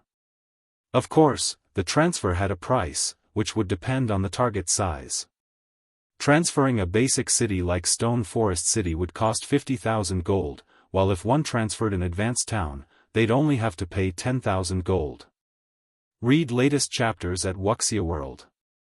EU mainstream players had already reached level 95, while most experts were, on average, level 97. They weren't far from level 100. Once players reached level 100, they wouldn't be allowed into the bottomless abyss. Although the bottomless abyss had bountiful resources, it would become drastically less useful to players as time passed, and as a result, Stone Forest City's daily income continued to decrease. Rather than let the city rot in the bottomless abyss, Xiaofan would benefit from transferring it to a level 100 neutral map as soon as possible. That won't be a problem. We'll send people to transfer your city immediately, Lorraine said as she accepted the 50,000 gold. She retrieved a map of the Cold Spring Canyon, smoothing it down on the table. Where do you wish to place I want to transfer it here, beside Cold Spring Lake, Xiaofan said as he pointed at one of the mountaintops near the lake. Very well. The transfer will be completed in 1 hour, Lorraine informed him once she had confirmed the destination. Once Xiaofan had settled his affairs with the Adventurers Association, he promptly returned to the candlelight trading firm to wait. At the same time, Stone Forest Town abruptly disappeared from the bottomless abyss, leaving a bunch of confused players in an empty plot of land. Chapter 2371, Abyss Shaken, What happened? Why am I outside? Where's the city? Crap. I just got here, and it just disappears.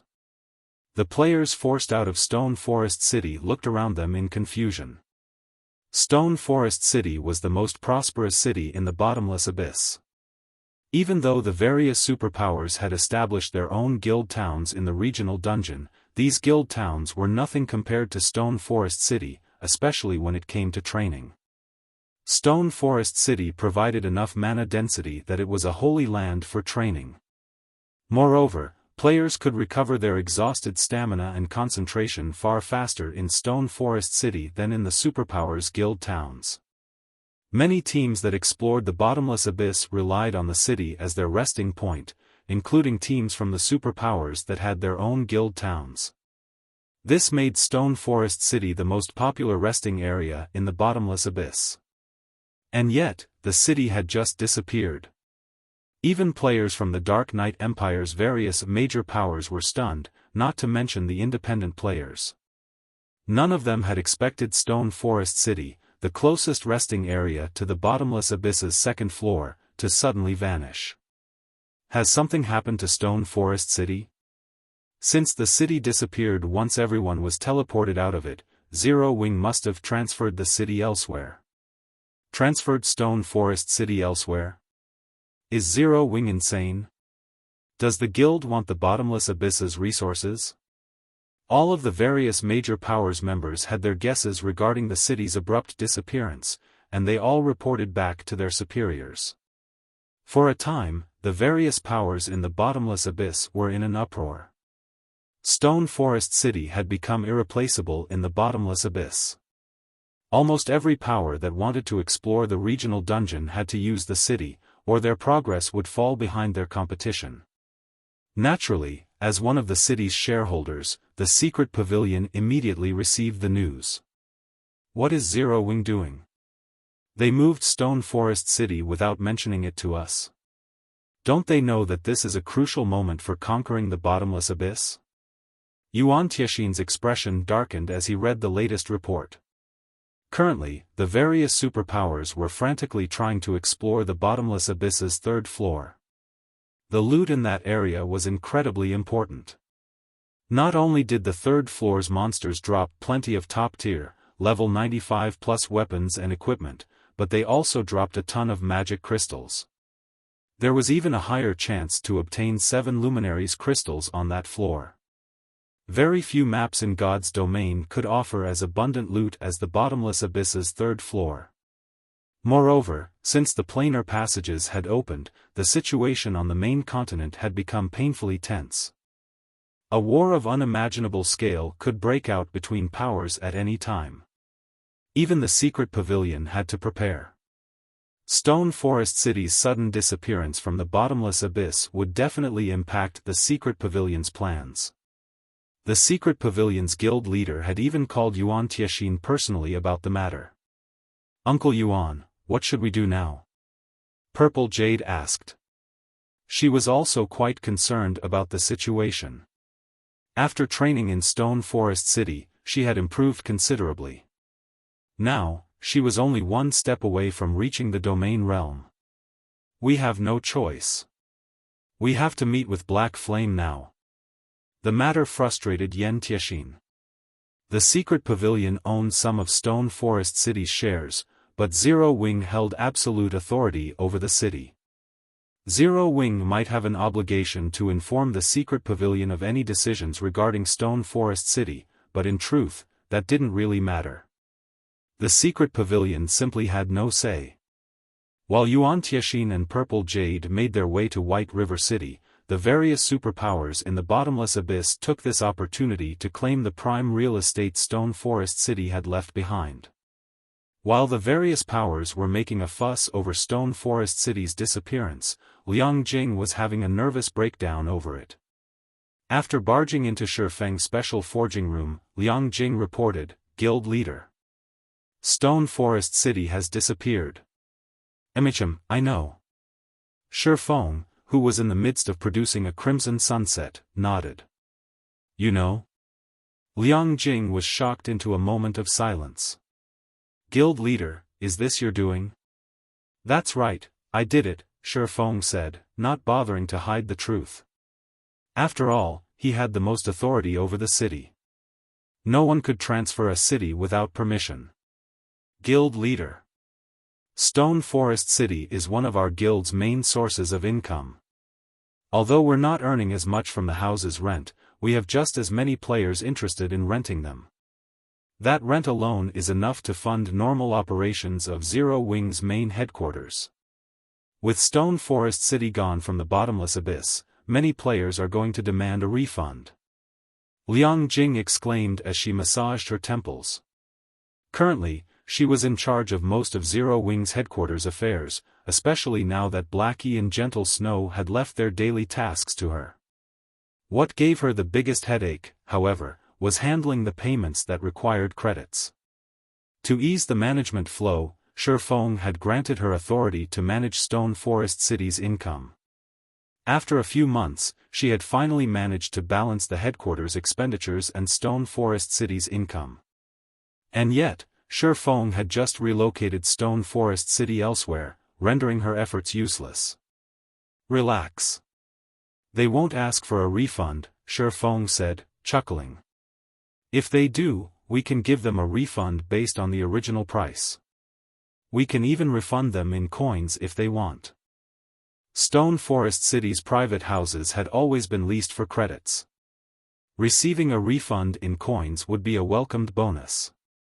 Although it was becoming easier to earn coins, players had to bear more expenditures in God's domain.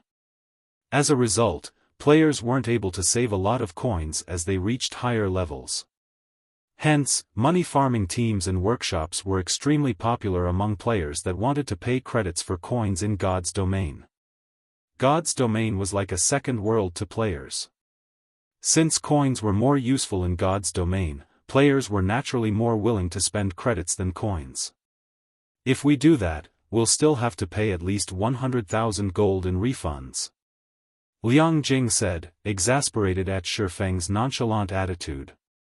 At this point, she was neither Chairman Zhao's secretary, nor was she ignorant of God's domain. On the contrary, she spent more time in the game than in the real world. She knew exactly how valuable 100,000 gold was. Even to the various superpowers, it was a significant sum. "Here's 100,000 gold, hold on to it for now," Xiaofan said as he passed the gold to Liang Jing. He then continued, later, send me a summary of how many people wanted a refund.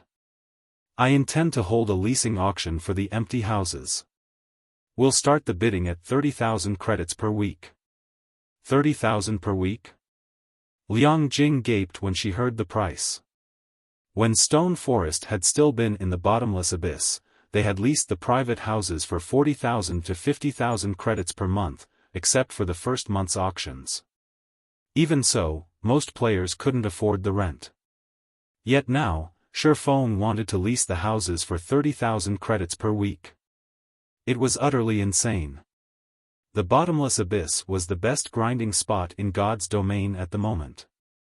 Outside of the regional dungeon, the property value in Stone Forest City would plummet. Read latest chapters at Wuxia World. Take care of the necessary preparations, Xiaofan said, not bothering with the task. He sent Liang Jing away to take care of Stone Forest City's new leasing plan. He had already considered the consequences of relocating Stone Forest City out of the regional dungeon. The city did provide a considerable supply of top-tier, level 95 plus weapons and equipment, but that wasn't what Zero Wing needed most right now. The guild needed funds and strength. Rather than trying to squeeze the bottomless abyss for everything it had, Zero Wing would benefit more from focusing on level 100 neutral maps. Exploring these areas would be particularly profitable since the various superpowers were just beginning to encounter level 100 neutral maps. It was an opportunity for Zero Wing to make a killing, and there wouldn't be another in the future. Shortly after Liang Jing left, Xiaofan heard the sound of a system notification. System: Stone Forest City's transfer is complete. You may open Stone Forest City at any time.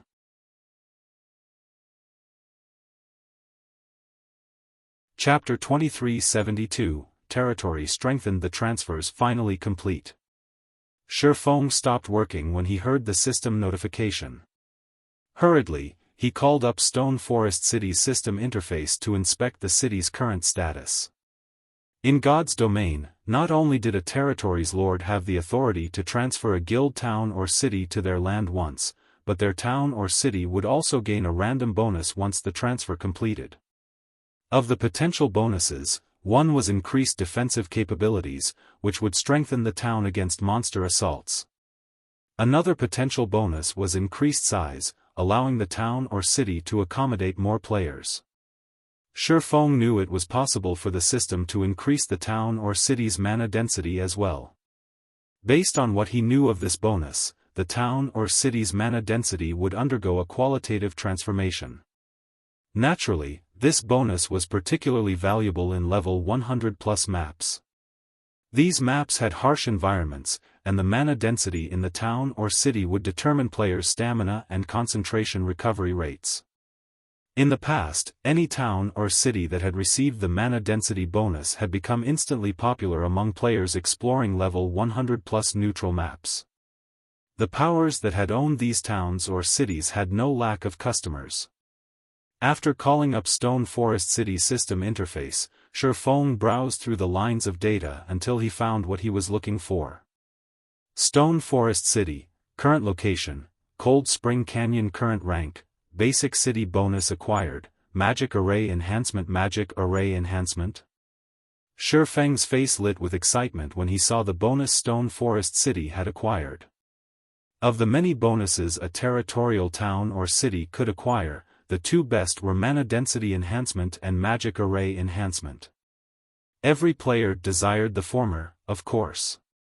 However, the powers that ruled these towns or cities hoped for the latter more than any other potential bonus.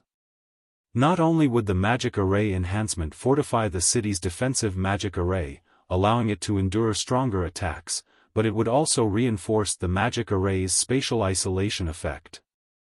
Level 100 plus neutral maps environments were particularly severe, plagued with a chaotic energy that invaded players' bodies and lowered their stamina and concentration recovery rates.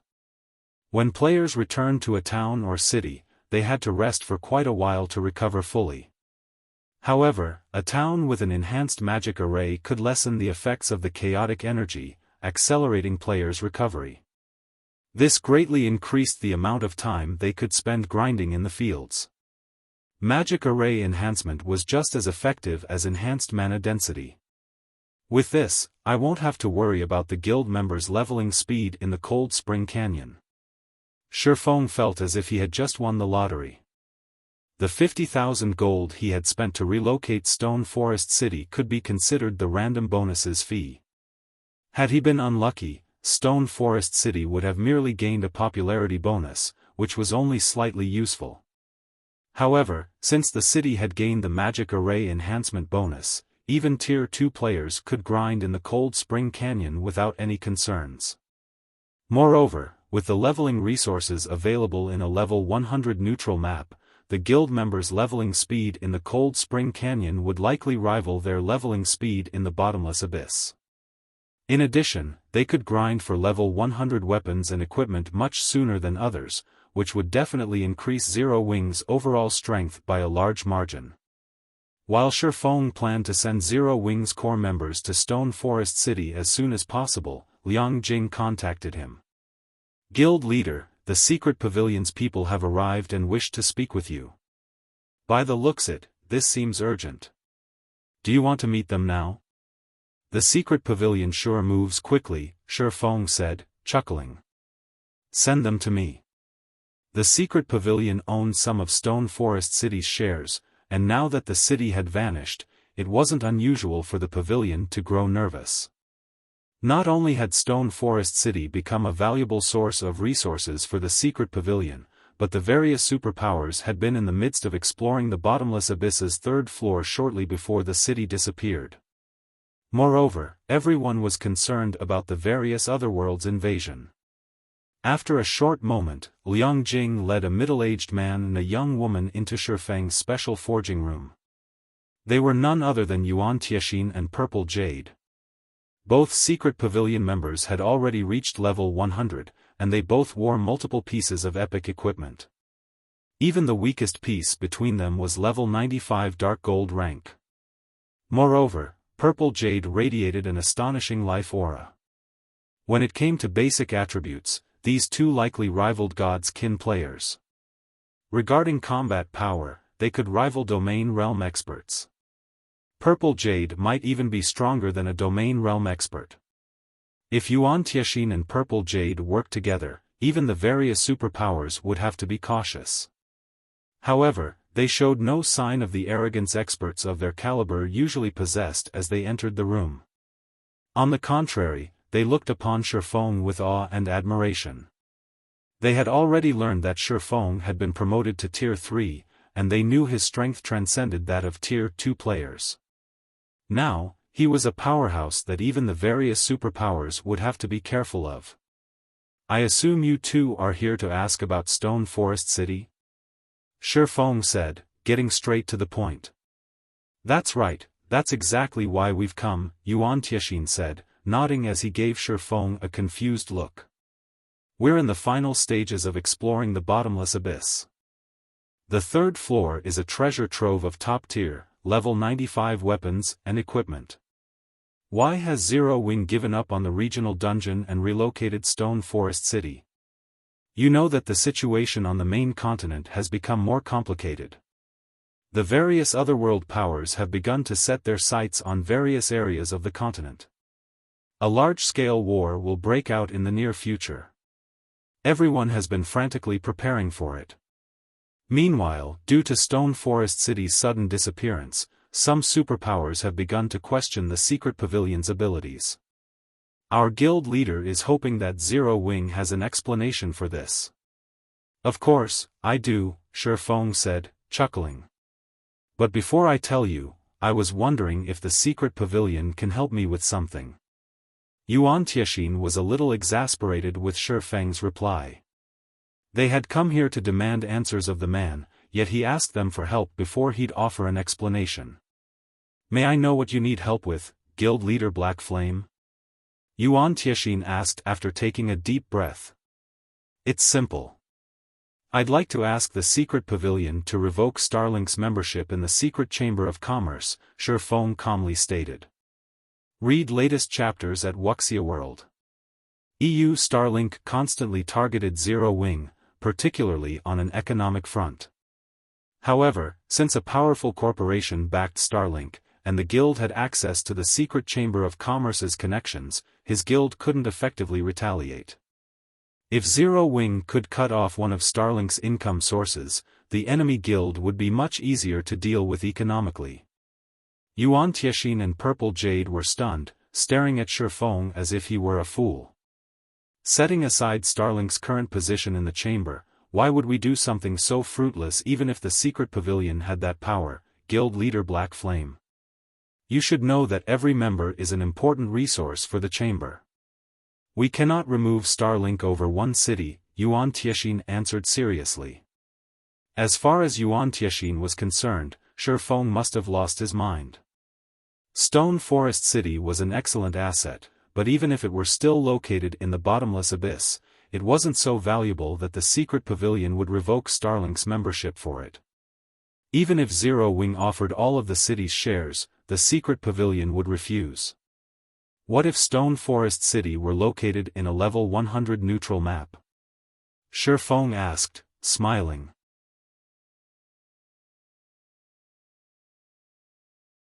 Chapter 2373, New Stone Forest City. When Yuan Tiexin and Purple Jade heard Xiaofan, they froze. His statement felt like a curse to both of them. Is this true, guild leader Black Flame? Snapping out of his daze, Yuan Tiexin couldn't hide his excitement as he gazed at Xiaofan. Even his breathing had become a little rushed. He showed none of the composure someone of his status should possess. The various superpowers were doing all they could to explore level 100 neutral maps. These areas would help prepare their players for their Tier 3 promotion quests, which made them desperate. However, these maps' environments were incredibly harsh, and the effects these environments had on players couldn't be mitigated with simple potions. Most importantly, the monsters in level 100 neutral maps were far too dangerous. These problems were giving the various superpowers huge headaches and preventing them from making any considerable progress. Although the various superpowers had considered transferring their guild towns to a level 100 neutral map, doing so required a town transfer token that was specific to level 100 neutral maps. Based on the superpowers reports, obtaining such a token was impossible at the moment. Only super large-scale team dungeons in level 100+ neutral maps dropped the item. Exploring level 100 neutral maps was currently a huge problem. Raiding a large-scale team dungeon in these maps was nothing but a dream at this stage of the game. And yet, Xiaofan had just told him that he had relocated Stone Forest City to a level 100 neutral map. Why wouldn't Yuan Tiexin be astonished? If what Xiaofan said were true, the secret pavilion would have a much greater advantage when it came to developing level 100+ players. Of course, Xiaofan said, smiling. Is the secret pavilion interested in my condition now? This, Yuan Tiexin hesitated, but after a moment, he shook his head. Guild leader Black Flame, you know how important that matter is. If we revoke Starlink's membership, we'll essentially be cutting off all relations with the guild. Meanwhile, Starlink had increased the scale of its operations. In fact, it now had influence across both main continents. Many superpowers are fighting to ally with the guild. Even if you offer more of Stone Forest City's shares, I doubt our guild leader will agree to the condition. Please reconsider, guild leader Black Flame. Demoting Starlink from an advanced member to a normal member and revoking Starlink's membership were two very different things. Starlink's demotion had only reduced the amount of resources and connections the pavilion received from the guild, but if the secret pavilion revoked Starlink's membership, it would lose all access to those resources and connections. Zero Wing had absolute authority over Stone Forest City and could refuse to open the city to the public, which would prevent the city from earning income, and the secret pavilion would lose access to the city's benefits. Unfortunately, the secret pavilion found those losses more acceptable than losing access to the resources and connections Starlink could provide. In the long run, Starlink's resources and connections would benefit the secret pavilion far more than some convenience when exploring a level 100 neutral map. That's a pity. Yuan Tiexin's answer didn't particularly surprise Xiaofan. He then calmly asked, I intend to make a trip to Stone Forest City. Would you like to accompany me, Elder Yuan? We'd love to, Yuan Tiexin said, nodding enthusiastically. Since Yuan Tiexin accepted his offer, Xiaofan gave his two guests temporary access to teleport to Stone Forest City. Meanwhile, Purple Jade started a private conversation with her companion. Uncle Yuan, are we really going to the city? She asked. She could tell what Xiaofan was trying to do right now. He likely wanted to show off the city before they'd officially make a decision, but in her opinion, the act was futile. The benefits a guild city could provide and those from an alliance with a superpower were on entirely different levels. There was no need to consider Xiaofang's request. Of course, we're going. Yuan Tiexin said, smiling. Black Flame may be immature, but he has relocated Stone Forest City to a level 100 neutral map. It is best if we go and inspect the situation for ourselves. As long as we stand firm, he'll understand that his condition is impossible. Purple Jade understood Yuan Tiexin's reasoning, but she couldn't help but pity Xiaofan. Xiaofan must believe that Yuan Tiexin would have a change of heart once they arrived in Stone Forest City, but he didn't realize that the older man was using his own trick against him, allowing Xiaofan time to realize how useless the struggle was. While Yuan Tiexin and Purple Jade privately conversed, Xiaofan finished granting them temporary teleportation rights. Alright, it's done. Let's head over, Xiaofan said as he retrieved a guild transfer scroll for the city and activated it. Seeing this, Yuan Tiexin and Purple Jade did the same for the secret pavilion's temporary residence in Stone Forest City. After a moment, the three players transformed into streaks of light and vanished from the special forging room.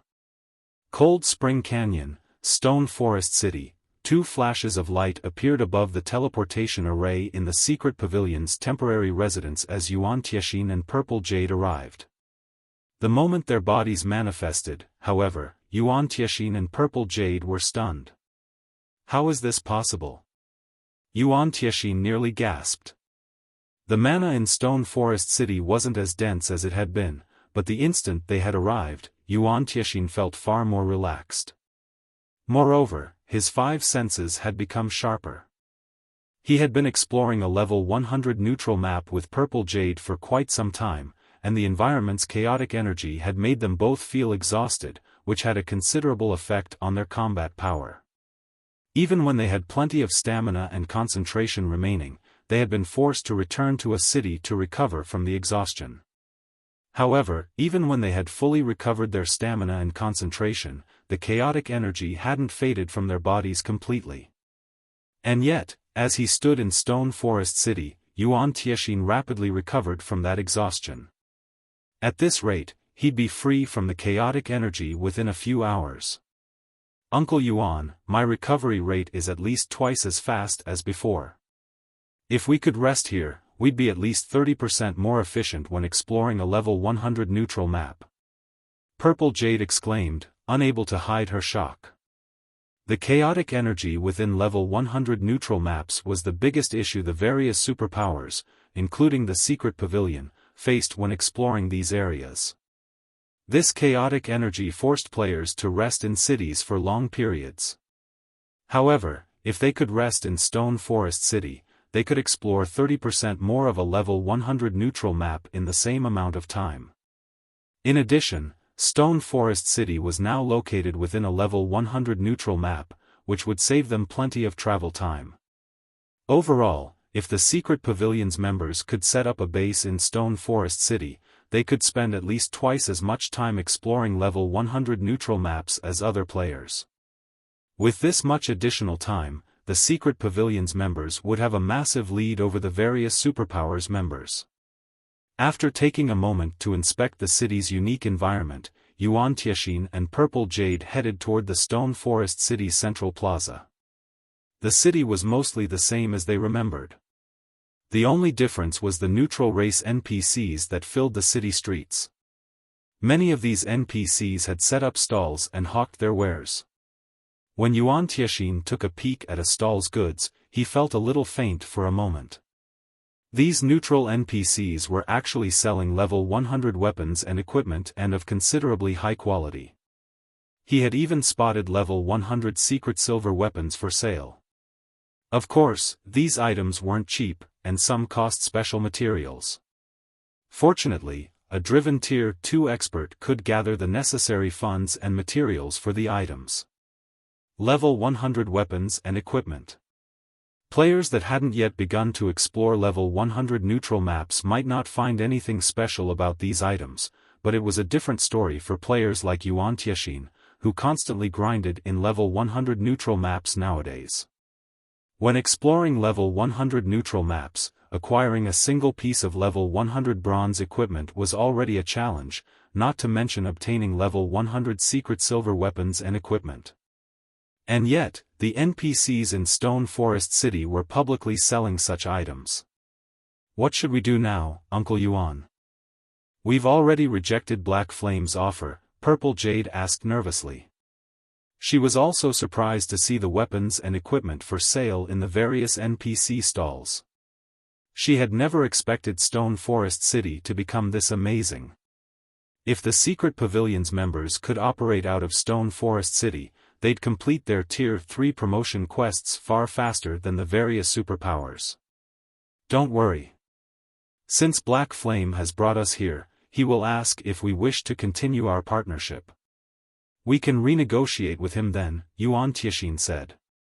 He hadn't expected Stone Forest City to offer so many benefits either. Very calmly, he continued, let's buy some of the weapons and equipment for now. While Yuan Tianxin and Purple Jade systematically cleaned out the stalls in the central plaza, Xiaofan finished organizing his night division. He then left to check on his guests and told Yuan Tianxin, I've finished my business in the city and have other matters I need to attend to, so I'll part with you two here. Since he had settled his affairs in Stone Forest City, he'd have to begin transferring Zero Wing's experts to the city. Once they had settled and could get to work, Zero Wing's development would reach new heights.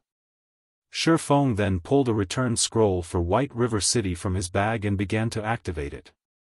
Yuan Tianxin was stunned. He hadn't thought that Xiaofan would be so indifferent, not even bothering to ask how they felt about the city.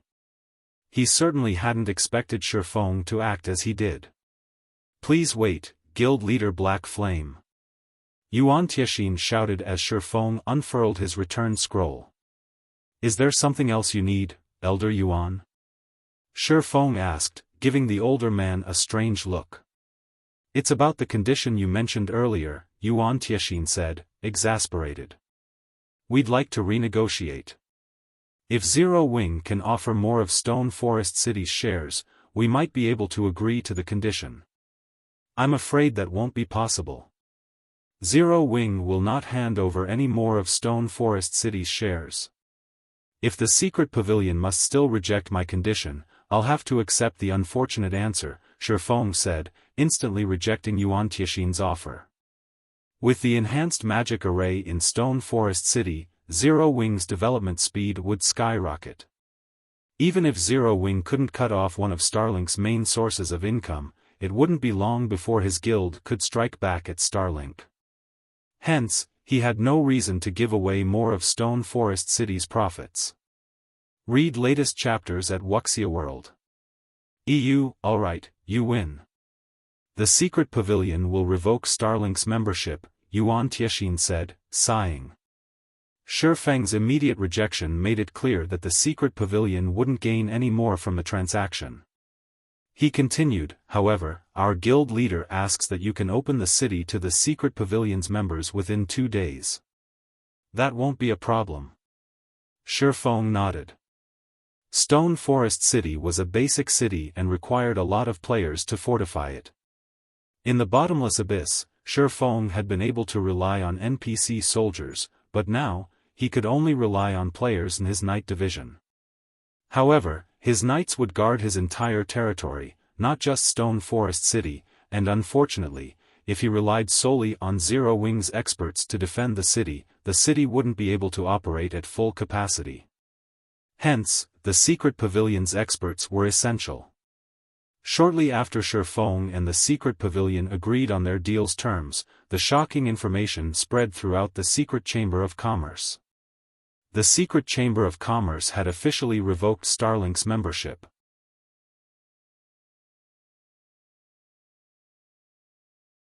Chapter 2374, God's Domain. Shocked as news of Starlink's revoked membership spread, a commotion erupted among God's Domain's various superpowers. What's going on? Starlink got kicked out of secret? Is the secret pavilion crazy? Maybe they sent the revocation letter to the wrong guild? That Starlink we're talking about. Not only has it recently annexed a bunch of top adventurer teams and workshops, but it's also recruited many retired peak experts. It's the strongest among the up-and-coming superpowers, and Starlink had influence on both main continents. Why would the secret pavilion even think of revoking Starlink's membership? The various superpowers fell into heated discussions about the secret chamber of commerce's sudden internal announcement. They all felt as if the secret pavilion were playing some kind of prank. Many of God's Domain's chambers of commerce were trying to recruit Starlink to obtain the resources and connections it had to offer. By revoking Starlink's membership, not only would Secret grow weaker, but it would also strengthen its competitors.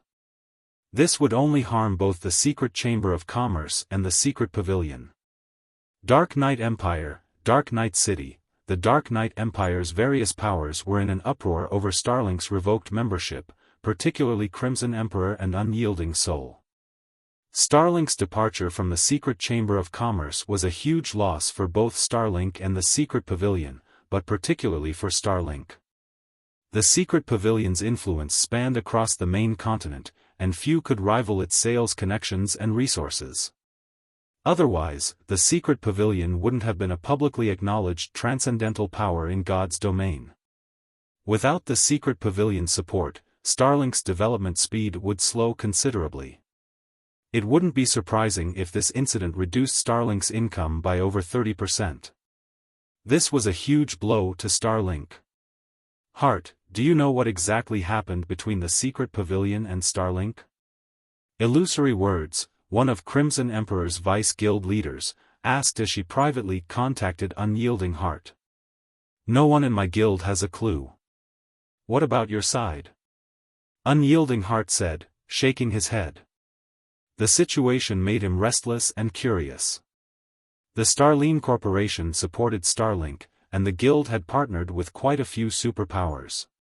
Most importantly, Starlink was developing on both the eastern and western continents, which gave the guild unimaginable status and influence in the Dark Knight Empire.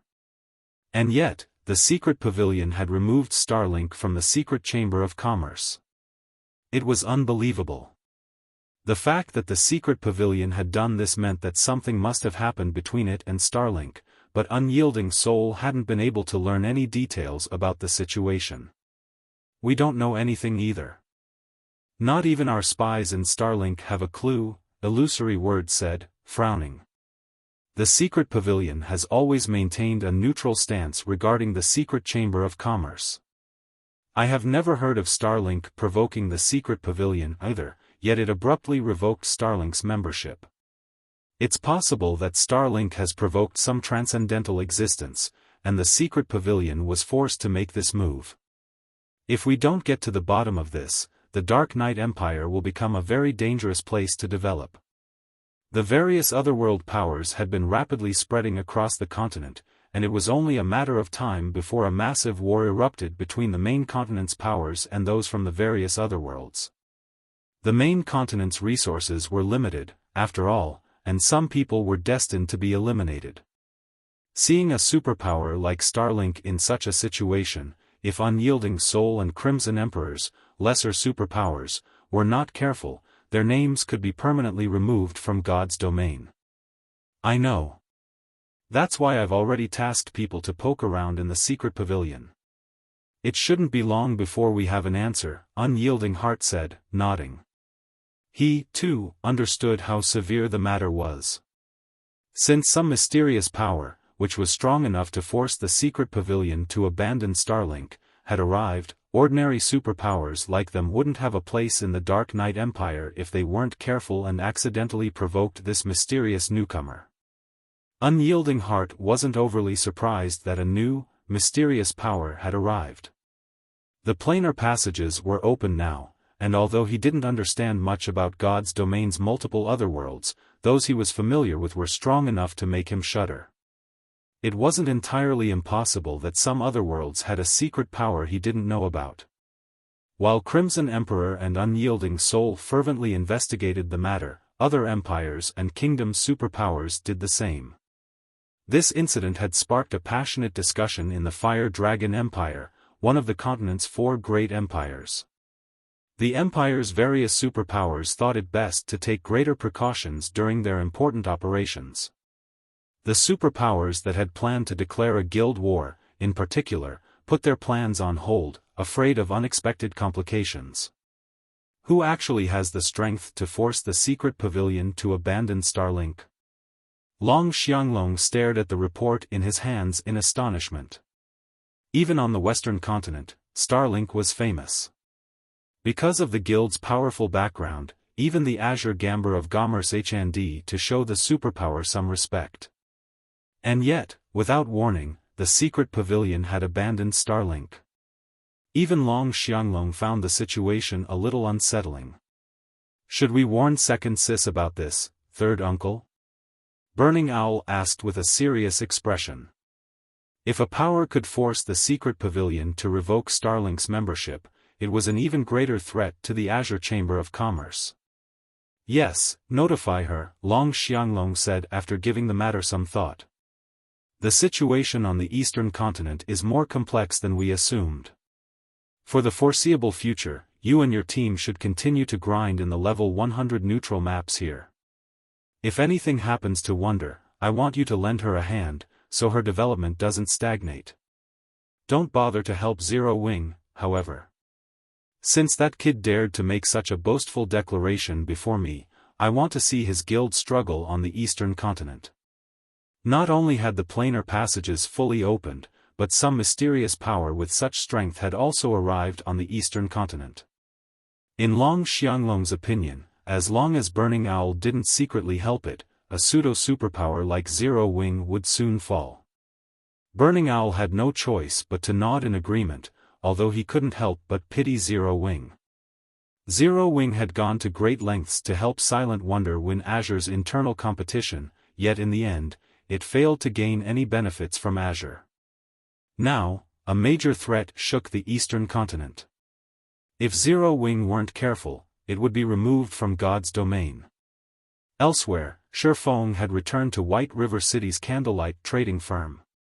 To prepare for Stone Forest City's grand opening, he wanted to produce as many Crimson Sunsets as possible to ensure that the guild's core members could roam the Cold Spring Canyon without issues.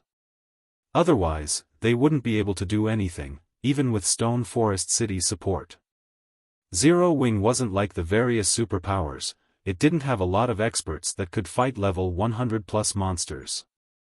If Zero Wing wanted to develop quickly by relying on the Cold Spring Canyon, it would need to nurture a group of experts that could survive in the area. Without enough strength, Zero Wing could only helplessly stare at the canyon's abundant resources. Read latest chapters at Wuxia World.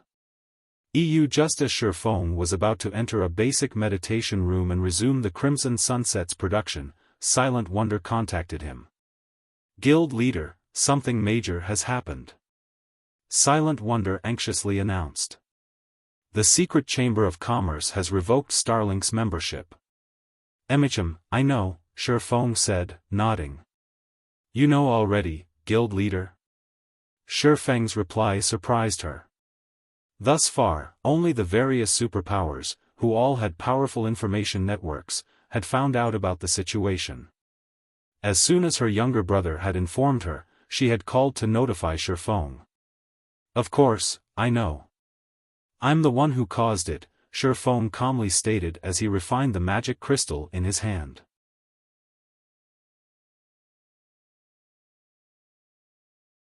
Chapter 2375, New Stone Forest City opens. You're the one who caused this? Silent Wonder was stunned. For a moment, she even assumed Xiaofan was joking. Starlink's removal from the secret chamber of commerce had already caused a commotion among God's domain's various superpowers. It made them all insecure, and they used everything at their disposal to look into the matter. They all wanted to know what kind of power could force the secret pavilion to make such a decision. And yet, Xiaofan had just told her that he was responsible. How could she bring herself to believe him? That's right, Xiaofan said, chuckling at Silent Wonder's incredulous look. Starlink was the reason that Zero Wing had been kicked out of the secret chamber of commerce a while ago. I'm only returning the favor. Returning the favor? How are you still in the mood to joke around at a time like this, guild leader? Silent Wonder asked, exasperated. Starlink is going crazy over this right now. If it finds out that Zero Wing is responsible, things will become. Very few powers could rival the secret chamber of commerce's expansive connections in God's domain. These connections might be of limited use to a pseudo-superpower like Zero Wing, but for Starlink, it was a different story. Losing Secret's resources and connections would be a huge blow to Starlink's operations. Coins and resources were the foundation of a guild's development, and without enough of both, it'd be surprising if Starlink didn't regress, let alone continue to dominate as a superpower. This incident would likely force Starlink to delay or cancel most of its plans. It would suffer unimaginable losses. If Starlink found out that Zero Wing was responsible for its removal from Secret, it would do everything in its power to annihilate the smaller guild. It wouldn't hold back as it had thus far. This time, Zero Wing had damaged Starlink's foundation, and practically every superpower in God's domain had heard about the incident. Starlink would become a laughingstock if it didn't retaliate. However, Starlink wasn't the same guild it had been in the past. Based on what Silent Wonder had learned from the Azure Chamber of Commerce, not only had Starlink grown stronger after the planar passage's opening, but it had also formed close alliances with a few otherworld superpowers. Recently, Starlink's shadow had stretched across adventurer alliances that had been rapidly developing in the main continent's various kingdoms and empires. Now, even the Fire Dragon Empire's super guilds were wary of Starlink. These up-and-coming adventurer alliances were impressively powerful. They might not look like it during peaceful times, but if they decided to move against a particular power, they could easily deal a devastating blow. God's domain's various large guilds had a lot of members, but most of the materials these guilds needed for their normal operations came from independent players, which were the majority of God's domain's player base. As long as Starlink paid the adventurer alliances it secretly supported a small price, it could sever any power's source of resources. While Silent Wonder tried to figure out how she could keep this horrific information secret, the various superpowers received reports from their spies in the secret pavilion. Zero Wing was responsible for Starlink's removal. The moment the various superpowers' upper echelons received these reports, they gasped in shock. How is this possible? The secret pavilion abandoned Starlink for Zero Wing? Have its upper echelons gone mad? The various superpowers could not believe their eyes as they read their subordinates' reports, yet with the facts before them, they had to believe it. Amazing! Truly amazing! Zero Wing actually pulled such a feat off. Unyielding Heart was both overjoyed and stupefied when he heard the news. Neither Unyielding Soul nor Crimson Heart had been able to move against Starlink, yet a pseudo-superpower like Zero Wing had dealt an unprecedented blow. It was unbelievable. The secret chamber of commerce had been as precious as an arm to Starlink, and now that it had lost Secret's connections and resources, it had lost that arm. Even if Starlink retained its strength, its development speed would slow significantly. Zero Wing is actually this powerful?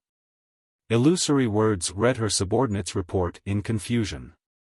Although Zero Wing's performance in the Dark Knight Empire had been extraordinary, the guild shouldn't be capable of threatening Starlink's foundation in her opinion. Starlink was supported by the Starline Corporation, after all.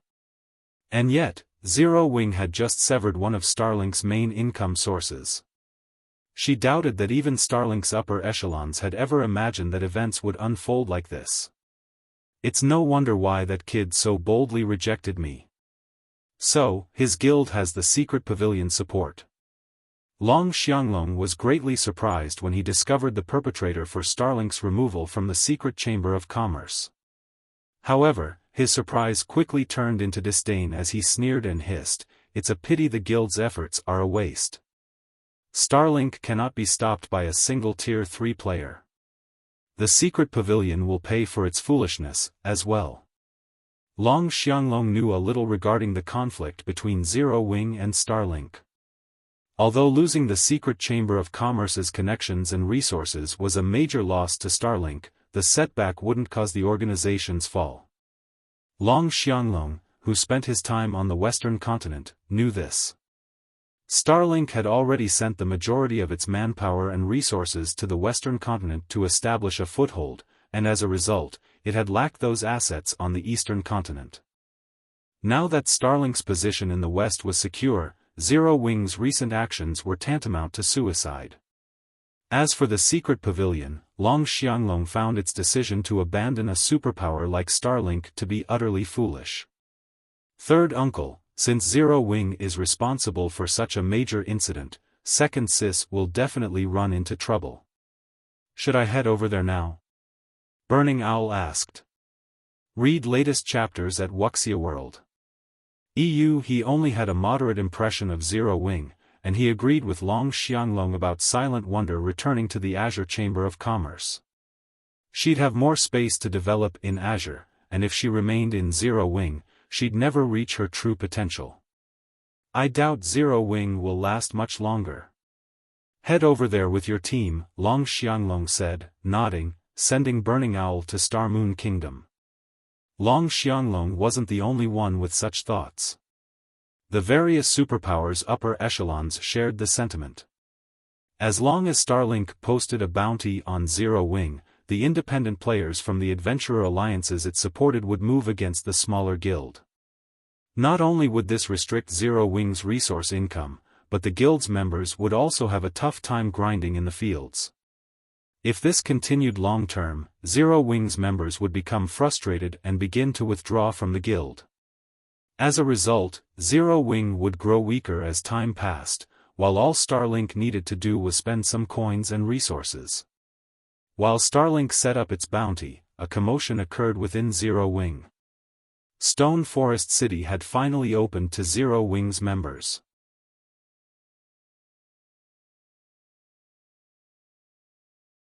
Chapter 2376, Leveling Heaven. Star Moon Kingdom, White River City. Several dozen lights flashed in the teleportation hall as Burning Owl and his team arrived in White River City. "So, this is Zero Wing's territory?" Burning Owl muttered, surprised as he observed his surroundings. Usually, one could determine how prosperous an NPC city was based on how much activity there was in its teleportation hall. The average level of the players in the hall was also a testament to the region's average standards. White River City's teleportation hall was extraordinarily lively. Although the city couldn't yet rival imperial capitals, it could easily compete with Empire's top-ranked cities. God's Domain's empires were incredibly large, with easily several times the player population found in the largest kingdoms. Thus, even Empire's top-ranked cities were more prosperous than Kingdom's capital cities. As far as Burning Owl knew, very few kingdoms had cities like White River City. He was also surprised by these players' average level. Most of the players in the teleportation hall had already reached level 96, with many experts at level 98. White River City's players could even rival those in imperial capitals in terms of levels. While Burning Owl assessed the situation in the teleportation hall, several more lights flashed behind him. As these players arrived, they attracted a lot of attention. They were rather hard not to notice. The moment this group appeared, everyone in the teleportation hall was overwhelmed by a sense of dread.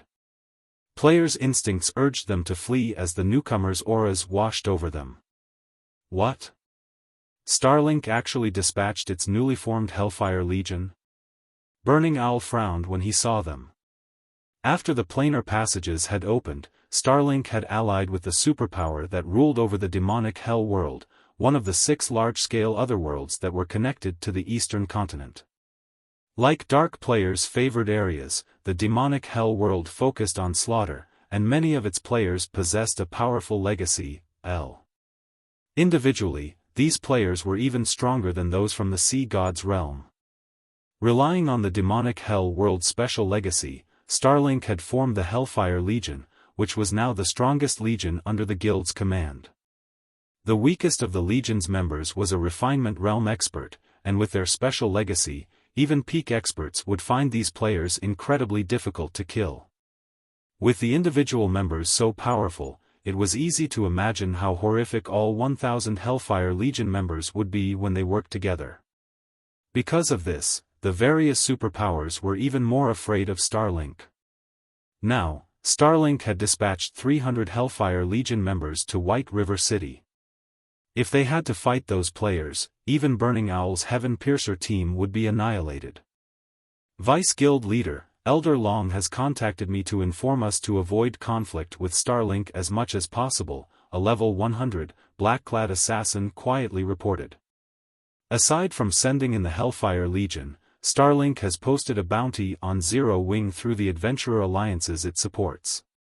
Starlink is offering 100 CPs for Zero Wing's elite members and 1,000 CPs for core members.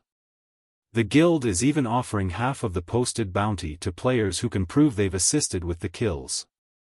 Moreover, Starlink has declared that this bounty will remain in effect until Zero Wing has been removed from God's domain. What a high price! Even I find it tempting.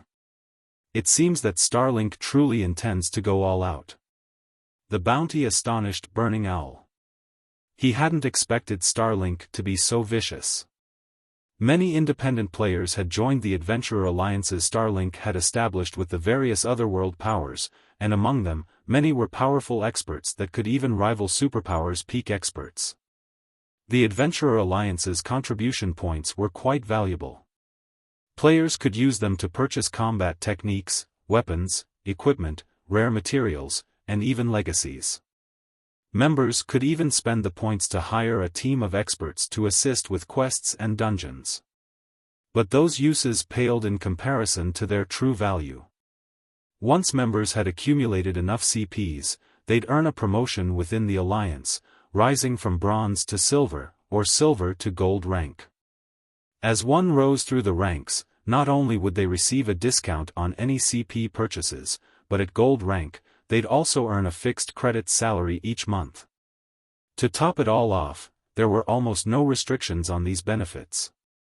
The policy had lured many independent peak experts and top adventurer teams to join these adventurer alliances. A CP in Starlink's adventurer alliances was worth 3 silver, but players couldn't exchange CPs for coins. Hence, the CP reward for Starlink's bounty on Zero Wing was powerfully attractive to the Adventurer Alliance's members. It was even enough to motivate peak experts. Even a superpower would suffer against this strategy, not to mention Zero Wing. Not even God's domain's various superpowers had thought Starlink would to go such great lengths to destroy Zero Wing. Meanwhile, when Wuxia, who was rating a level 95, super large-scale team dungeon in the Ore Empire, heard of Starlink's bounty, it surprised her a little. Vice Guild Leader, I doubt Zero Wing will last much longer now that Starlink is relying on its full strength. Should we take advantage of this opportunity, the elementalist Jing Yang suggested. That won't be necessary. All we need to do right now is capture the Ore capital city as soon as possible.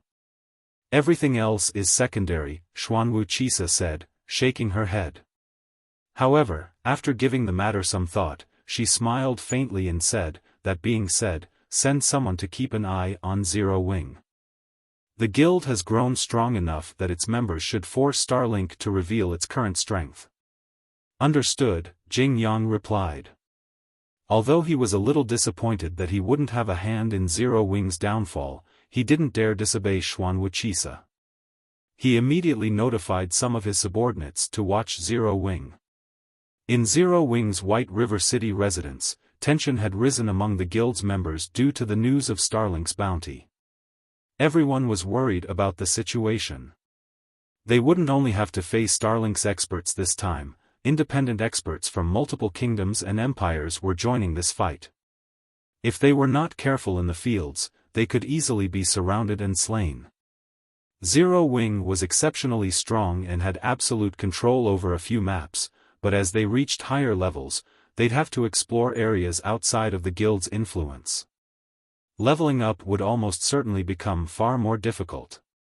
While some guild members considered continuing their development in a new guild, others noticed that the guild residence had a new teleportation point. Quick, look! We can teleport to Stone Forest City again. Crap! There's a level 98 requirement, and the guild transfer scrolls cost 500 GCPs each? Wait, something's not right. Stone Forest City has been moved to the Cold Spring Forest. Cold Spring Forest's a level 100 neutral map. What? Stone Forest City is located in a level 100 neutral map now? When they saw the residence's new teleportation point, everyone was dumbfounded. They had never thought the guild would transfer Stone Forest City to a level 100 neutral map. Even the various superpowers only dreamed of accomplishing such a feat. Read latest chapters at Wuxia World. Some of the level 98 guild members gritted their teeth as they purchased a guild transfer scroll for Stone Forest City. Curious, they activated the scrolls the moment they received them. As soon as these level 98 members arrived in the city's residence, they were stunned by what Stone Forest City had to offer. Not only were their 5 senses sharper within the city, but they also spotted plenty of neutral NPCs selling level 100 weapons and equipment. Most importantly, they sensed the chaotic energy that corroded their bodies dissipating twice as fast as normal. With Stone Forest City's unique environment, it was a leveling haven. Shortly after Zero Wing's members arrived in Stone Forest City, they spread the news throughout the guild, causing an uproar. Naturally, the spies within Zero Wing reported to their respective superiors immediately.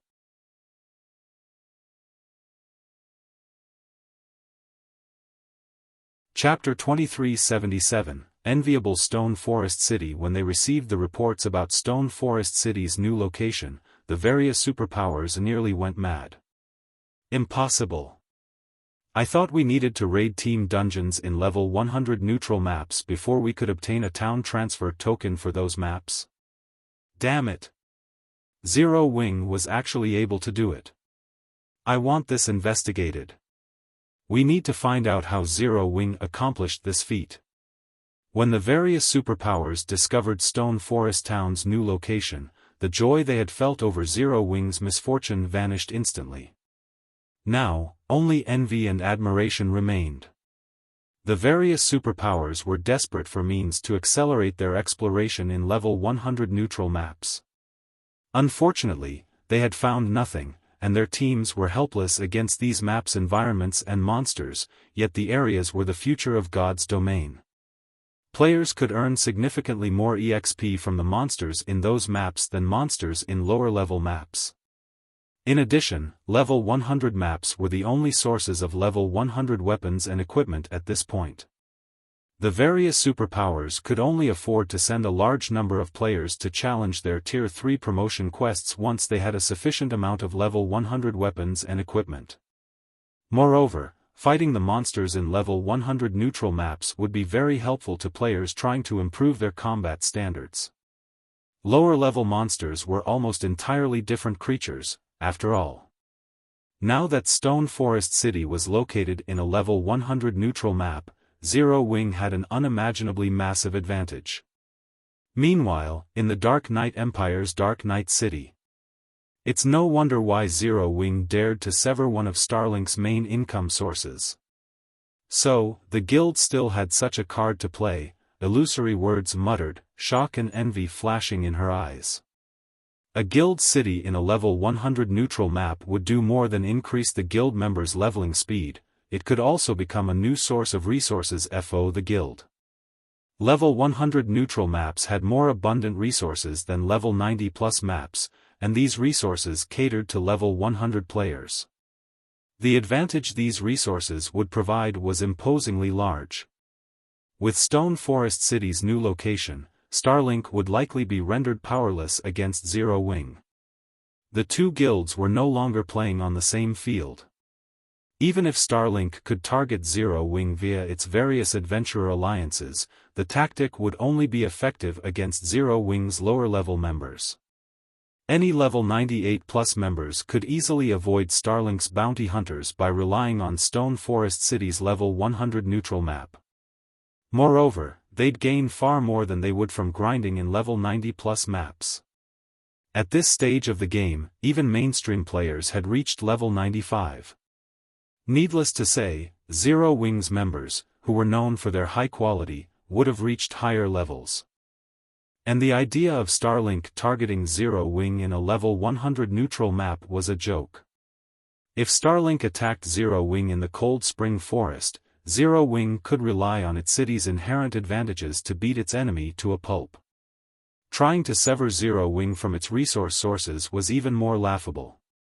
The various powers shops might still need lower-level resources, but they needed level 100 plus resources far more.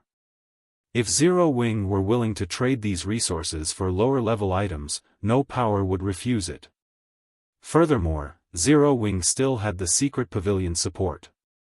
Stone Forest City will be very helpful to players when they challenge their Tier 3 promotion quests, Vice Guild Leader. If we can secure a temporary residence in the city, we'll have an edge over other superpowers when it comes to nurturing Tier 3 players, the level 100 Berserker beside Illusory Words realized, glowing with excitement. Players had to conduct their Tier 3 promotion quests in level 100 neutral maps, yet these areas were far too dangerous. Finding the lost Tier 3 legacies was also quite time-consuming. However, if players had a city like Stone Forest City, they'd be able to complete their promotion quests in far less time. I know. Unyielding Soul has certainly secured a huge advantage. When Illusory Words thought about Unyielding Soul, which had allied with Zero Wing a long time ago, she could not help but envy the guild. Make the necessary arrangements. We're going to negotiate with Zero Wing. I'll get it done immediately, the level 100 Berserker answered. Aside from Crimson Emperor, a few superpowers had considered obtaining a temporary residence in Stone Forest City. Like Crimson Emperor, these superpowers promptly sent representatives to White River City. Nothing was more important to them than helping their players complete their Tier 3 promotion quests right now. Meanwhile, in an Adventurer Alliance's residence in the Fire Dragon Empire. Nothing can stop Zero Wing now, Big Sis Jade. Zero Wing actually has a city in a level 100 neutral map. Not even Azure's Demon Stone Town can hold a candle to Stone Forest City, the blue-clad assassin youth beside Jade Bamboo exclaimed. So, he was telling the truth. Realization dawned on Jade Bamboo when she read the latest report regarding Stone Forest City. When Xiaofan had declared that Zero Wing could nurture Silent Wonder just as well as the Azure Chamber of Commerce and without Azure's resources, Jade Bamboo had found the notion laughable. And yet, times had changed. With Stone Forest City's new location, Zero Wing would have no trouble acquiring the necessary resources to continue its rapid development. Not even the Otherworld's various powers could affect Zero Wing's progression. Meanwhile, in one of White River City's restaurants. How is this possible? Burning Owl felt as if he were dreaming as he read his subordinate's report. Zero Wing had successfully transferred Stone Forest City to a level 100 neutral map, which was something the various superpowers could only dream of accomplishing. Shortly after the various powers had learned about Stone Forest City's relocation, news had spread among the game's independent players, particularly those in White River City. Stone Forest City is amazing. If I could travel to the city, I'd reach level 100 in no time. That's not the only benefit you could get by operating out of Stone Forest City. One of my close friends is a core member in Zero Wing, and he told me that the city even enhances players' senses. If you train in the city's battle arena, your progress will be miraculous. This won't do. I'm going to take the test to join Zero Wing. The latest news about Stone Forest City inspired many independent experts to join Zero Wing. Aside from the help the city could provide as players challenged their Tier 3 promotion quests, the fact that the city could help players gain more progress when training made it impossible to reject. Read latest chapters at Wuxia World. EU. For a time, the independent experts that had hesitated about joining Zero Wing due to the recent incident with Starlink fervently applied to the guild. Some of the independent experts from Starlink's adventurer alliances even decided to switch sides, applying to become a Zero Wing member rather than target the guild. Because of Stone Forest City, many independent experts are now applying to join Zero Wing, guild leader. Based on the latest statistics, we've received over 10,000 new applications. Some of them are even from Starlink's adventurer alliances, Liang Jing excitedly reported. I doubt even Starlink expected that the experts it sent to attack us would end up joining our guild. Zero Wing had constantly been trying to recruit new members and expand its operations, yet its efforts had yielded limited results. However, due to Stone Forest City's new location, a flood of experts had shown up to join the guild. This would undoubtedly make it easier for Zero Wing to manage its territories. Moreover, since a large number of experts from Starlink's adventurer alliances had turned traitor, the pressure on Zero Wing's members in Star Moon Kingdom had lessened considerably. It's too early to celebrate, Xiaofan said, chuckling. Since Lu Xinglua wants to play, we'll have to humor him. Spread the news that Zero Wing intends to establish a Star Moon Adventurer Alliance in the kingdom. Any alliance member that reaches the silver rank will have access to Stone Forest City, while gold members will qualify to purchase a private house in the city.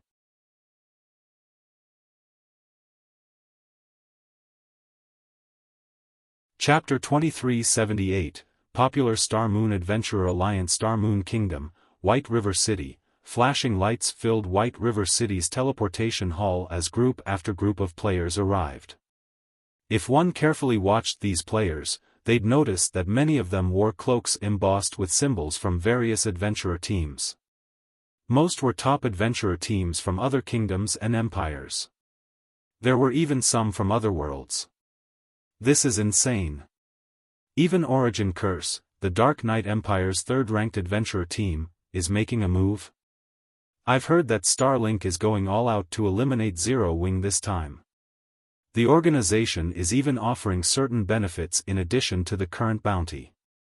Depending on how much players accomplish, they can even earn special legacies. Zero Wing's in trouble now.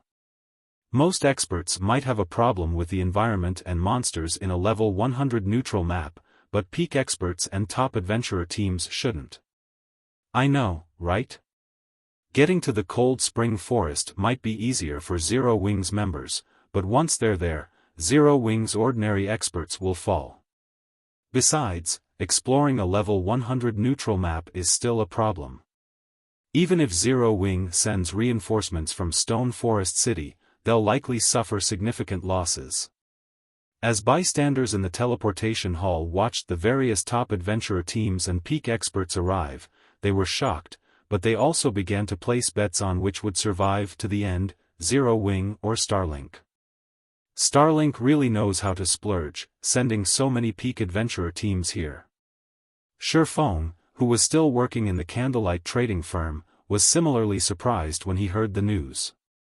Hiring a top adventurer team to attack a guild in a level 100 neutral map was incredibly expensive, yet Starlink had dispatched so many of them.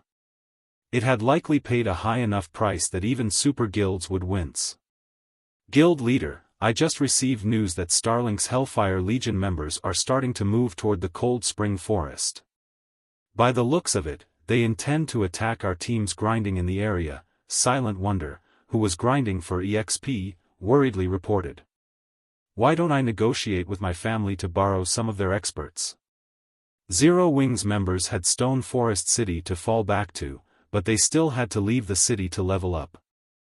Unfortunately, Zero Wings' foundations were still unsteady. Although an expert could rival a peak expert with the Crimson Sunset, Zero Wing didn't have enough of the sets to match the number of peak expert Starlink had dispatched. Of course, Starlink would suffer tremendously for taking such drastic action, but the organization was supported by the Starline Corporation. It had far more funds and resources than its opponent. Most importantly, several adventurer alliances worked for Starlink. If this persisted, Zero Wing's position would become even more disadvantaged. That won't be necessary. You should just focus on leveling up, Xiaofan said, chuckling. Starlink's foundations might be vast, but Zero Wing's no weakling. Xiaofan wouldn't have dared consider clashing with Starlink directly before he had transferred Stone Forest City to the Cold Spring Canyon, but things had changed. All right. My team and I will try to reach level 100 as quickly as possible, Silent Wonder said, nodding. She knew that she could only display the Crimson Sunset's full strength by reaching level 100. After Xiaofan disconnected his call with Silent Wonder, Liang Jing entered the basic meditation room. Guild leader, I've planned the basic organization and benefits for the Adventurer Alliance. The Alliance's residence is ready, as well. We now have residences in White River City, Starmoon City, Zero Wing City, and Stone Forest City. We can begin to recruit members at any time, Liang Jing proudly announced. She brimmed with anticipation and confidence about the new Adventurer Alliance Zero Wing was about to establish. Independent players might consider the benefits the other Adventurer Alliances offered outstanding, but those benefits were nothing compared to what Zero Wing's Adventurer Alliance had to offer.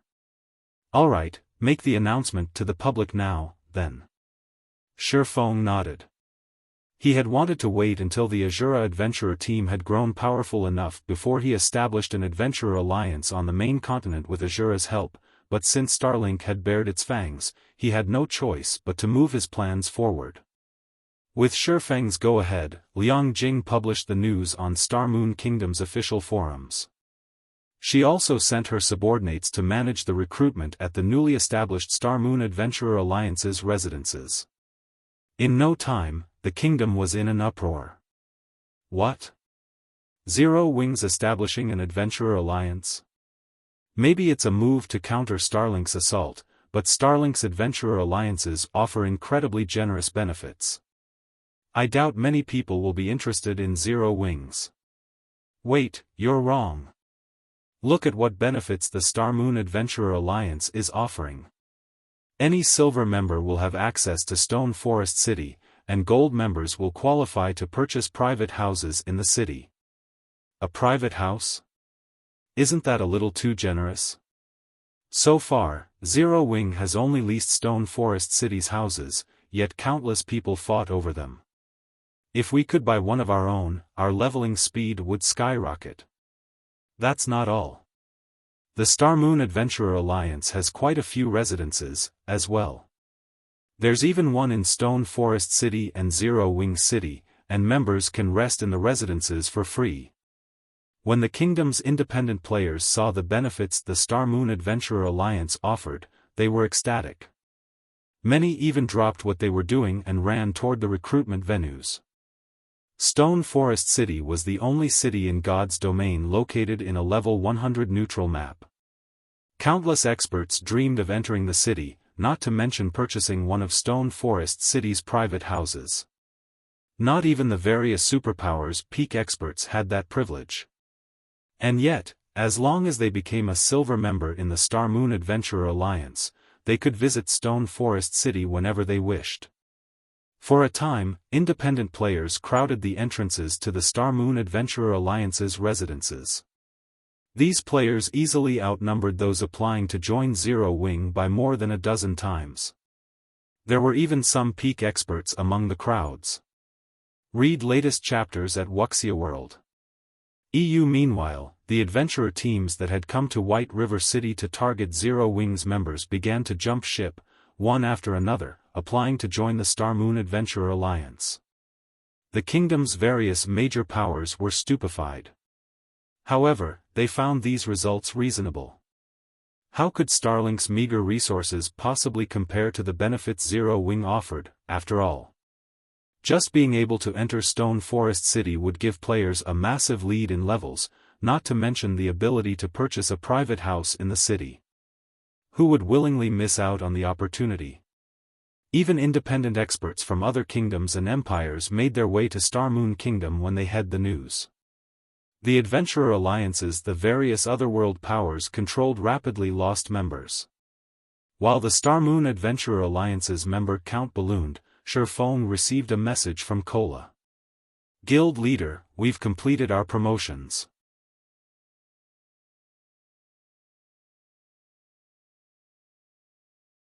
Chapter 2379, Overestimating Oneself, They're finally done?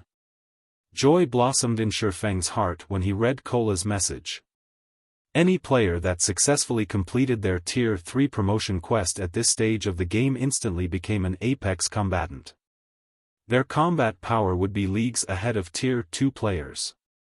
Not even Tier 2 domain realm experts were a match for Tier 3 players. Now that Kola and the others had completed their Tier 3 promotion quests as well, they could be the guild spearhead, quelling any troubles that plagued their guildmates. Xiaofan would no longer have to spend all day running around and putting out fires, having more time to invest in his own affairs. He still had many important, unfinished quests, but since Zero Wing had been at risk and lacked enough powerful experts to protect it from the various superpowers, Xiaofan had been forced to put his quests on hold. Now that Kola and the others had returned, he could return to his quests without worry. Suddenly, Liang Jing contacted Xiaofan, nervously informing him, Guild leader, a group of people from Demon Palace wished to discuss business with you. The Demon Palace? Xiaofan was confused when he heard the name. What business do they have with me? Demon Palace had been extremely famous during his previous life. Not only had the guild taken over the entire demonic hell world early on, but it had also been one of the few up-and-coming superpowers in God's domains. After years of development, it had grown into one of the few existences that had the power to contend with the 5 great super guilds of God's domain. However, the demonic hell world's planar passage was connected to the Ten Saints Empire, one of the 4 great empires. The Ten Saints Empire was also quite far from Star Moon Kingdom. Teleporting between the empire and the kingdom cost roughly 9 gold per person. Do you wish to meet them? Liang Jing asked. Let them wait in the reception room for now. I'll head that way, Xiaofan said. After giving the matter some thought, he agreed to meet with the Demon Palace's representatives. Demon Palace was no ordinary superpower. Although it had yet to reveal its fangs, no superpower would dare underestimate it. The Demon Palace had the support of 2 international corporations and was the demonic hell world's absolute overlord.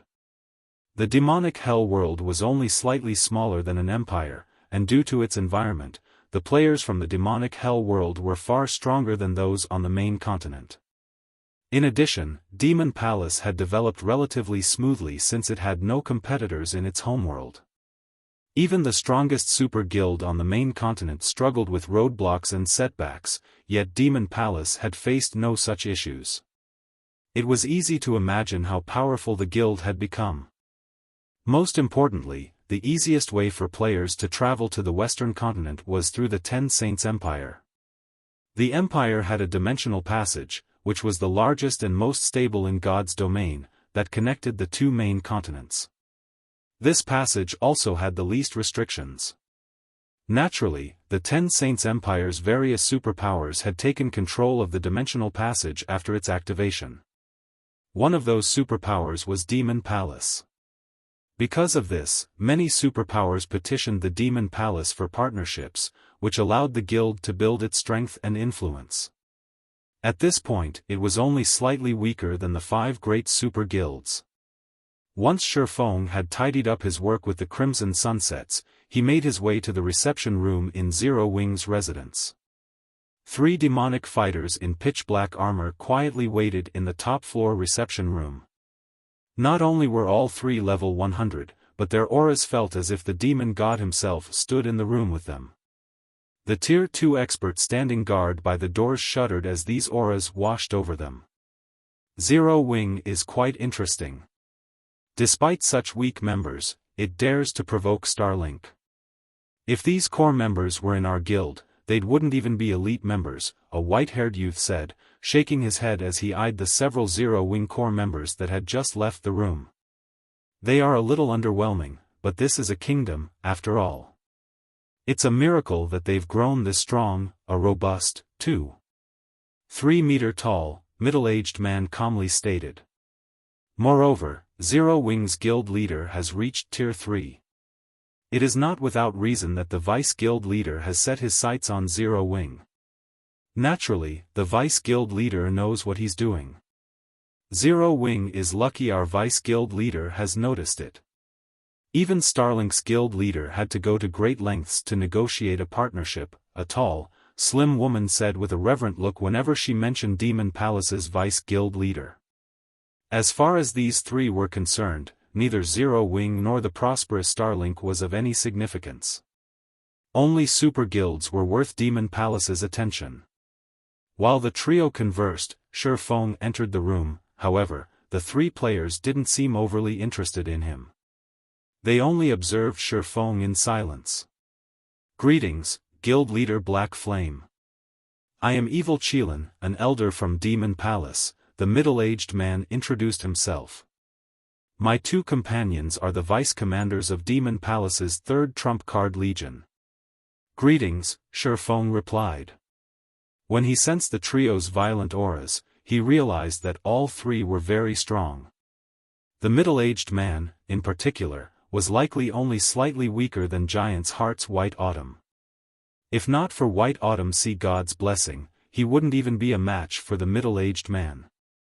May I know what business you have with me? Our Vice Guild Leader values the Star Moon Adventurer Alliance and desires a cut of the action. We aren't asking for much of the Alliance's shares, 30% will be enough. In return, Demon Palace will supply Zero Wing with the demonic hell world's rare materials and special legacies, Evil Qilin said. In addition, we would like a temporary residence in Stone Forest City and 30% of the city's shares. In exchange, Demon Palace will step in to resolve the Zero Wing's trouble with Starlink. I'm sure Starlink will back away out of respect for Demon Palace. With our members garrisoned in Stone Forest City, I'm sure we can provide a sufficient deterrent to the other superpowers if they have ideas of trying to steal the city. Zero Wing will be able to develop in peace and join the ranks of God's domain's superpowers. Naturally, Zero Wing welcomes a partnership between Demon Palace and the Star Moon Adventurer Alliance. However, we can handle Starlink on our own. There is no need for Demon Palace to get involved, Xiaofan said, chuckling. Xiaofan had no intention of parting with a single % of Stone Forest City's shares right now, let alone handing over 30% in exchange for protection. Although you are quite formidable, Guild Leader Black Flame, you are only one person.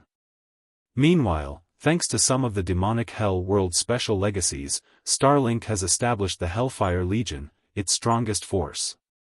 If you encounter 5 or 6 members of the Hellfire Legion, you might be fine, but even as a Tier 3 player, a 100-man team may overtake you. You should reconsider, Evil Qilin said, sneering disdainfully when he heard that Xiaofan had no intention of sharing Stone Forest City. He assumed Xiaofan must think himself invincible now that he had reached Tier 3, but even Tier 3 players would have to flee from a 100-man team from the Hellfire Legion, not to mention Zero Wing's other experts. Demon Palace had already shown a lot of respect by offering to help Zero Wing. Thank you for your warning, Elder Qilin, but I am confident that Zero Wing can cope with this situation on its own, Xiaofan said. If there's nothing else, I'll be taking my leave. I still have other matters I need to attend to. Read latest chapters at Wuxia World. EU. After dismissing his guests, Xiaofan stood and left the Demon Palace's representatives alone in the reception room. By the looks of it, Elder, it will be impossible to ally with Zero Wing regarding Stone Forest City. Black Flame is simply too arrogant, the white-haired youth beside Evil Qilin said. However, the Vice Guild leader told us to secure Stone Forest City. What should we do? It's fine. We can wait. Black Flame overestimates himself, but once Starlink takes care of Zero Wing, I'm sure he'll come to his senses, Evil Qilin said, sneering at the door Xiaofan had left through. However, our demands will be much higher once he's desperate. The Star Moon Adventurer Alliance had lured many experts away from Starlink's alliances, but the guild still had many peak experts and top adventurer teams on its side. Starlink also had the Hellfire Legion. With so many enemies at their doors, Zero Wing's members shouldn't even think of stepping out of Stone Forest City. Shortly after Evil Qilin's group left Zero Wing's residence, another group of 24 players wearing Zero Wing's guild emblems entered.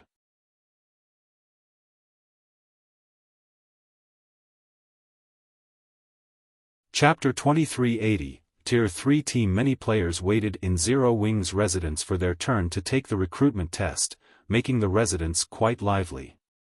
Because of the commotion, no one noticed the 24 cloaked Zero Wing members' arrival. At this point, seeing Zero Wings leave or enter the residence in their cloaks had become the norm.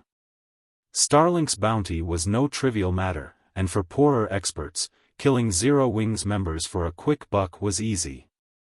Zero Wings members could only avoid hostile players by hiding their identities with black cloaks, and to enter the guild residences, they only needed to reveal their guild emblems to the members that guarded the entrances. Many of Zero Wings members had begun to take these precautions recently. However, unlike most of the guild's players, these cloaked players didn't stop to rest in the lounge or visit the quest area. They made their way straight to the guild leader's office, where Xiaofan had been waiting for a while. Once they entered the office, the 24 players removed their cloaks and revealed themselves. As they did, violent, scorching auras filled the room. Their combined auras could paralyze Tier 2 experts with fear. What do you think, guild leader? We're much stronger than before, aren't we? Kola boasted as he radiated dense mana. Guild leader, don't listen to him. He was the last of us to complete his promotion quest. He just got lucky and constructed an advanced gold mana body with an 80% completion rate, Shadow Sword said. Hey, I'm satisfied with that. At least my mana body is better than yours. I'm happy enough to squeeze into the 8th place on the team. Kola said joyfully. Before they had left to challenge their Tier 3 promotion quests, Xiaofan had informed them of the importance of their mana body and told them that they should try as hard as they could to earn a gold mana body. Xiaofan had also offered tips about the mana body's construction process. Initially, Kola had only aimed to construct an intermediate gold mana body with an 85% completion rate, but during his second try, he had been inspired and constructed an advanced gold mana body. Of their group, only 10 people had completed an advanced gold mana body with a 75% completion rate or higher. Although the difference was only 1 rank, the difference between their stamina and concentration recovery rates was significant. An advanced gold mana body would be immensely helpful to them in the future. An advanced gold mana body with an 80% completion rate? Xiaofan was surprised by Kola's achievement. Compared to magical class players, physical class players were at a disadvantage when constructing their mana bodies. Although Kola's combat standards were considerable, he was only averagely talented among Zero Wing's main force members. If not for his fragmented legendary shield, he wouldn't have even ranked among the top 15 in the main force with his combat power. Moreover, Xiaofan had heard about the tyrant bear Kola's mana body during his previous life. At the time, Kola had only had a basic gold mana body with a 78% completion rate, yet he had still managed to shake Star Moon Kingdom, becoming one of its top-ranked MTs. Now that Kola had an advanced gold mana body with an 80% completion rate, his future strength would undergo a qualitative improvement. Kola's mana body is nothing, guild leader. Boss Tianqing and Big Sis E are even more amazing. Boss Tianqing constructed a 93% peak gold mana body, and Big Sis E constructed a 95% peak gold mana body. Their stamina and concentration recovery rates are ridiculous, Turtledove interjected. Originally, Turtledove had been relatively proud of constructing an advanced gold mana body. After all, Xiaofan had told them that the difference between intermediate and advanced rank was considerable. However, Yan Tianqing, Iluofei, Zhao Yueru, Silent Blade, Alluring Summer, and Yulan were so much more powerful. Every one of them had successfully constructed a peak gold mana body. Moreover, the weakest among them had an 80% completion rate.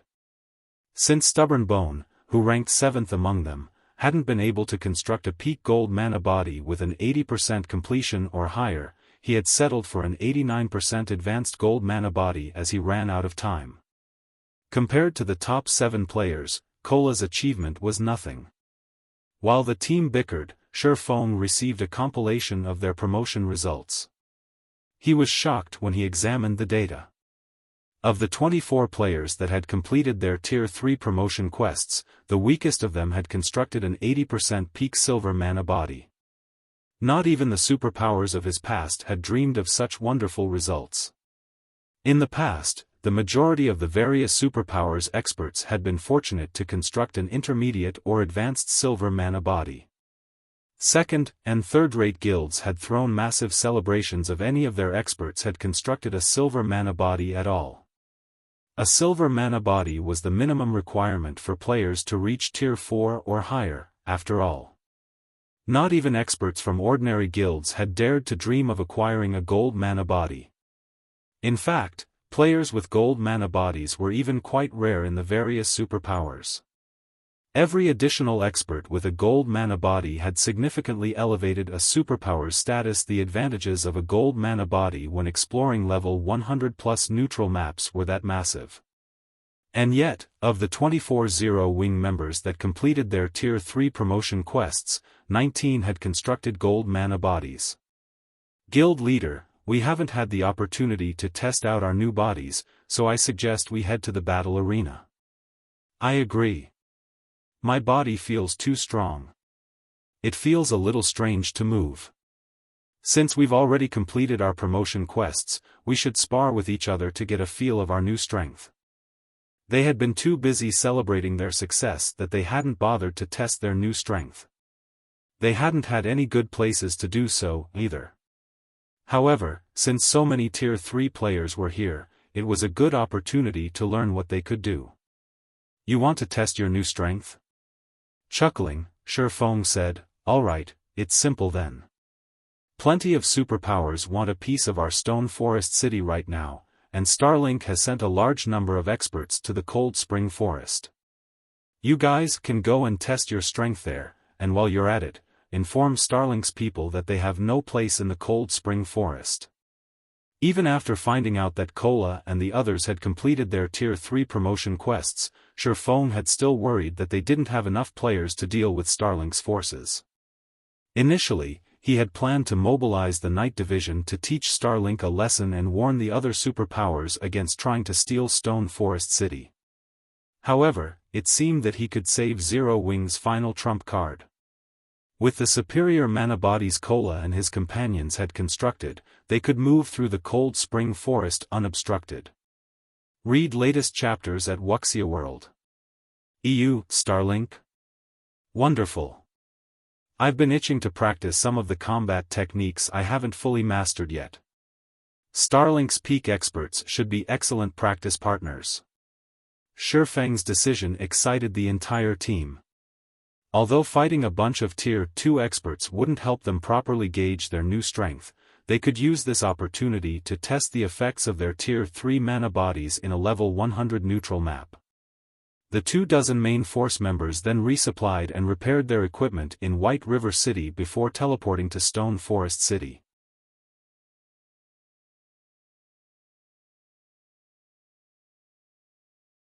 Chapter 2381, Difference in Foundations. In one of the quiet stone forests in the Cold Spring Forest, a 100-man team was hunting the level 100+ monsters residing in a canyon here. In front of this team, the level 100, Great Lord ranked three-headed lizard, which posed a huge problem for the teams of major powers, was not a challenge at all. The team thoroughly suppressed the Great Lord and continuously shaved away at its HP. Everyone put in more effort. The boss is nearly dead. A blue-armored man, who looked to be in his 30s, shouted as he blocked an attack from the three-headed lizard using his two-handed hammer. The three-headed lizard could launch attacks simultaneously with all three of its heads. Aside from the two MTs in the team blocking two of the lizard's heads, the hammer-wielding demonic fighter was holding his own against the third of the lizard's heads without losing any ground. If the experts of the various major powers operating within the Cold Spring Forest were to see this scene, their eyes would most likely fall out of their sockets, because this 100-man team was not a guild's, but one made up of independent players. At this stage of the game, level 100 neutral maps were still extremely dangerous for players. Even the main force of the various major powers would have a difficult time surviving in a level 100 neutral map. If they stumbled upon a level 100 Great Lord, they would try to avoid it as much as possible, since defeating such a monster required quite some time. After all, the longer a battle took to end, the higher the likelihood of the battle attracting nearby monsters. If too many monsters joined the fray, a team wipe was guaranteed. This 100-man team, however, had actually taken the initiative to attack a level 100 Great Lord. Moreover, it was perfectly suppressing the three-headed lizard. The team's strength could practically rival that of the exploration teams of superpowers. After a few more minutes of battle, the three-headed lizard finally lost all its HP and collapsed before the 100-man team, the experience bar of every team member increasing by a sizable chunk. At the same time, a few pieces of sparkling level 100 equipment dropped around the three-headed lizard's corpse. Our leveling speed here really is fast. At this rate, I'll reach level 101 in less than 2 days. The leveling speed isn't the most important point. Look at the attributes of the loot. They're on an entirely different level compared to our level 95 equipment. If we can get a full set of level 100 secret silver equipment, our attributes will surpass even those of players geared in level 95 dark gold set equipment. It's too difficult to obtain level 100 secret silver equipment. Normally, only Grand Lords will drop it. Even until now, we've only come across a few Grand Lords, and some of them are too strong for us to raid. Plus, our operation time is very limited. Collecting a full set of level 100 secret silver equipment is simply too difficult. Zero Wing sure is lucky. It actually managed to transfer Stone Forest City to this place. If our Dark Dragon Adventurer team could get a resting spot in a level 100 neutral map as well, let alone secret silver equipment, even level 100 fine gold equipment would be possible. We could start challenging our Tier 3 promotion quests. When Dark Dragon's members spoke about Stone Forest City, envy filled their eyes. Compared to players that had yet to venture into level 100 neutral maps, they had a much clearer idea of how valuable a resting spot in a level 100 neutral map was. However, as Stone Forest City was not open to the public, they could only stare at the city from outside. Commander, I heard that Zero Wing has established an adventurer alliance. Silver members in the alliance can enter Stone Forest City. Why don't we negotiate with Zero Wing? With our adventurer team's strength, I believe Zero Wing will be happy to recruit us and promote us into a silver-ranked adventurer team right away, a level 100 Dark Cleric said as he looked at the demonic fighter leading the team. Everyone else on the team nodded in agreement with the Dark Cleric's words. Dark Dragon was one of the famous top adventurer teams of the demonic hell world. Dark Dragon might have only 1,000 members or so, but it was fully capable of toppling the main continent's first-rate guilds. If Dark Dragon decided to join Zero Wing's newly established Adventurer Alliance, Zero Wing would definitely be more than willing to offer Dark Dragon additional benefits. It is indeed inefficient for us to continue like this, Dark Dawn, the commander of Dark Dragon, said after giving the matter some thought.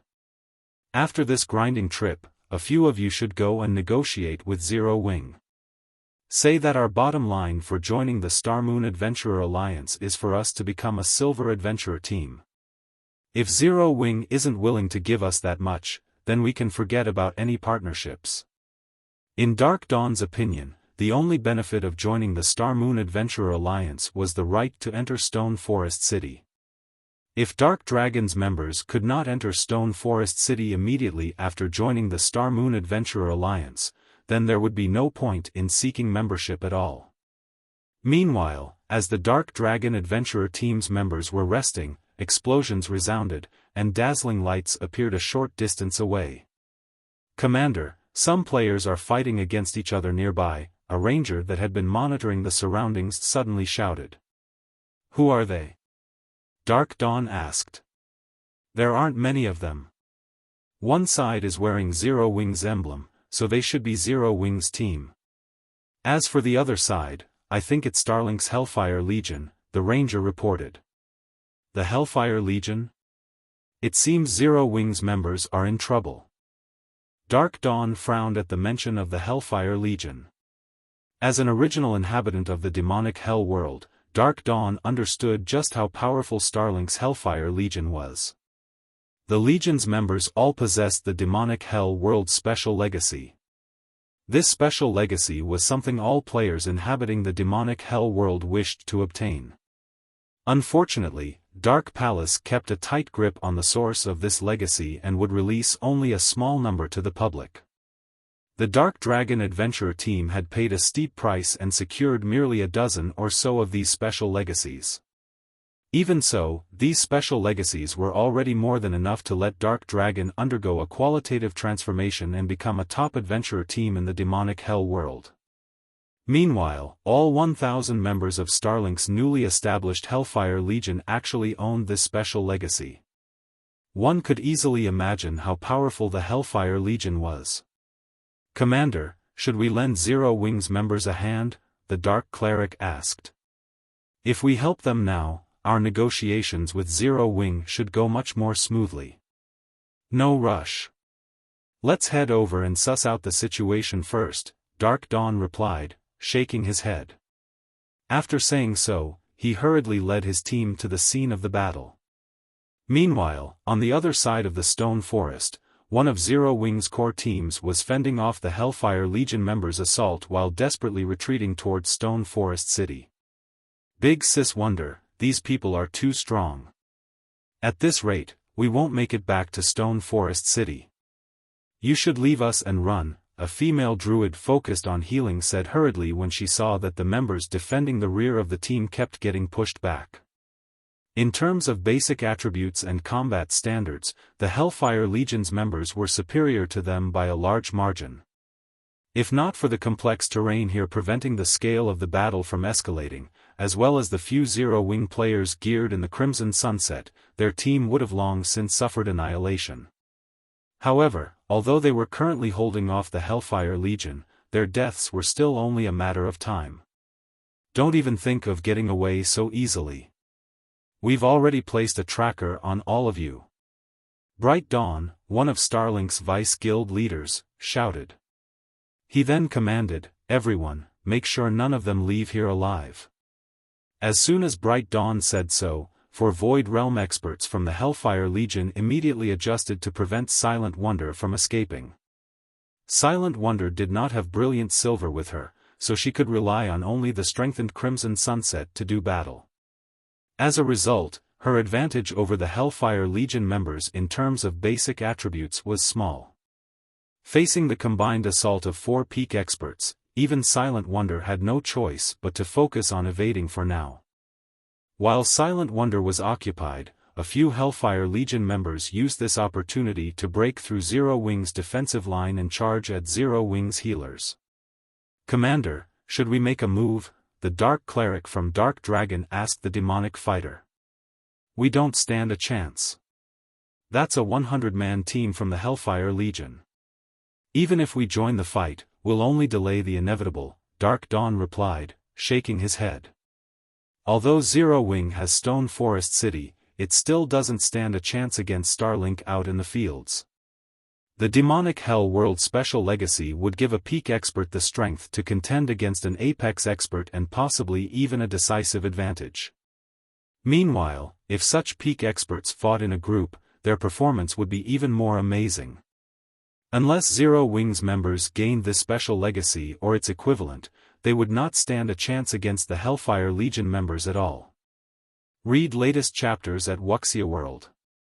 EU. As Zero Wings casualties were increasing, however, a loud hum suddenly came from the sky, immediately attracting everyone's attention. When everyone turned to look at the origin of this noise, what entered their sights was a giant crimson vessel made of steel.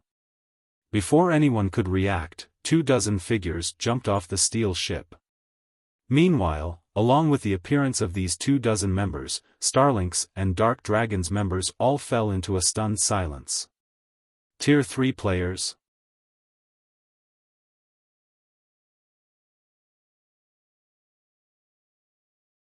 Chapter 2382, Overwhelming Strength. Why does Zero Wing have so many Tier 3 players? The distant spectating members of Dark Dragon felt their minds screeching to a halt when they saw the newcomers. Kola and the others were not wearing black cloaks, boldly flaunting their Tier 3 life aura. When they jumped off the Crimson Dragon flying ship, it was as if 24 primordial beasts had just dropped from the sky. Tier 3 was the goal that all experts dreamed of reaching at this point. Even the old monsters of super guilds had most likely just started challenging their Tier 3 promotion quests. Now, however, Zero Wing revealed that, aside from Black Flame, it had 24 other Tier 3 players. At this moment, let alone Dark Dragon's members, even Silent Wonder and the other beleaguered Zero Wing members were stunned by this situation, utterly speechless as they stared at Kola and his companions. Silent Wonder, in particular, was filled with an indescribable sense of shock. Originally, she thought that she had already seen through Zero Wing's foundations. She had never imagined that what she saw was merely the tip of the iceberg. With these additional 24 Tier 3 players, Zero Wing could definitely reign supreme over the entire Cold Spring Forest.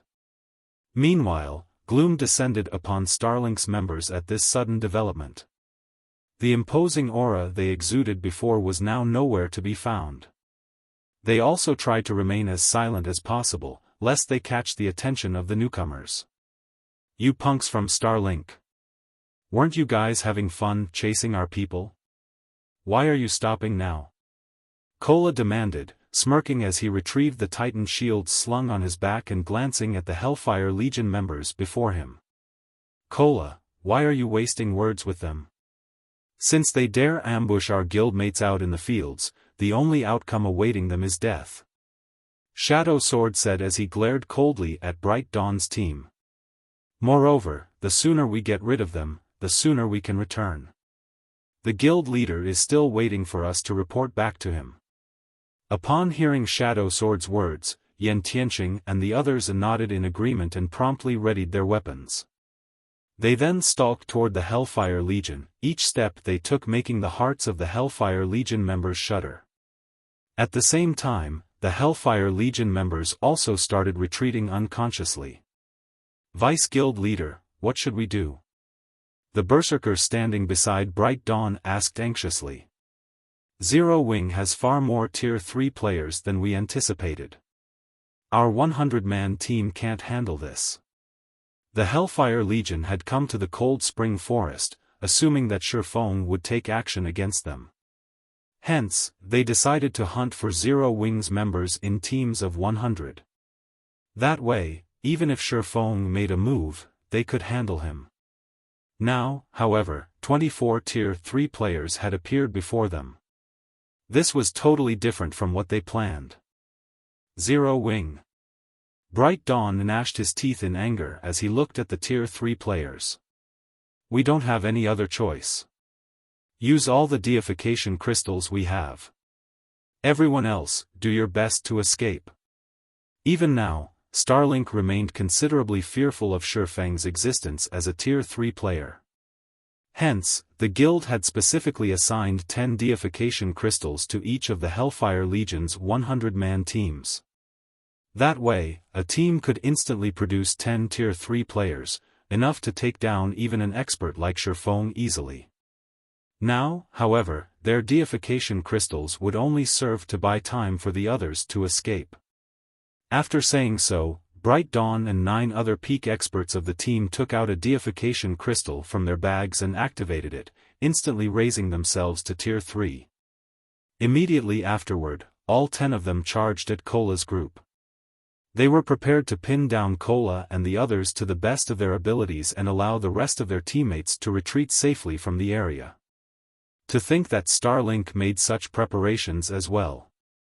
Although Zero Wing is powerful, Starlink is no pushover either.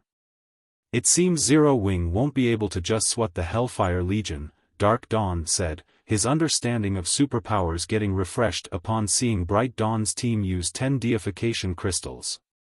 After Dark Dragon became a top adventurer team in the demonic hell world, Dark Dawn had believed that Dark Dragon was superior to the main continent's various superpowers in terms of peak combatants. Looking at this scene now, however, that was not the case at all. Even if Dark Dragon's members had the demonic hell world special legacy, the main continent's superpowers possessed powerful treasures like the deification crystal, which could forcibly promote a Tier 2 player into a Tier 3 player for a short period. Come. Cola revealed an excited expression when he saw Bright Dawn and the others becoming Tier 3 players. He then raised his shield and charged forward all by himself, the confidence he exuded making it seem as if the 10 Tier 3 peak experts before him were no different from common monsters. Coming at us alone? Bright Dawn sneered at Cola's recklessness. If you want to die so badly, we'll grant your wish. Everyone, get rid of him first. Although they were at a numerical disadvantage in terms of Tier 3 experts, every one of them was a true peak expert. This was also the reason why Bright Dawn dared harbor the thought of distracting Cola and the others. Now, Cola was actually charging at their group all alone. Even if Cola was an MT, this was simply suicidal. After saying so, Bright Dawn swung the white bone greatsword he wielded, the violent aura of death the greatsword released transforming into 3 ghosts that flew at Cola. Not only did every one of these ghosts carry 120% of Bright Dawn's strength, but these ghosts were also akin to doppelgangers. Bright Dawn could control them for 10 seconds. Tier 3 Undead Knight skill, Undying Rage. Aside from Bright Dawn, the 2 Tier 3 elementalists positioned behind him also finished casting their spells. Immediately, pillars of fire descended from the sky, and earth spikes shot up from the ground. These attacks perfectly coordinated with the 3 ghosts Bright Dawn summoned, thoroughly sealing off Cola's paths of escape. This scene dumbfounded both Dark Dragon's members and Silent Wonder's group. The power, rapid execution, and coordination the Hellfire Legion's Tier 3 players displayed were simply inhuman. Just when the fire pillars and earthen spikes were about to devour Cola, however, Cola released an angry bellow and executed a powerful stomp on the ground. The resulting shockwave shattered some of the approaching earth spikes. At the same time, he raised the Titan Guard and summoned 8 translucent energy shields around himself. Tier 3 skill, Heavenly Defense. In the next moment, the 8 energy shields stopped the fire pillars and remaining earth spikes, preventing the attacks from damaging Cola.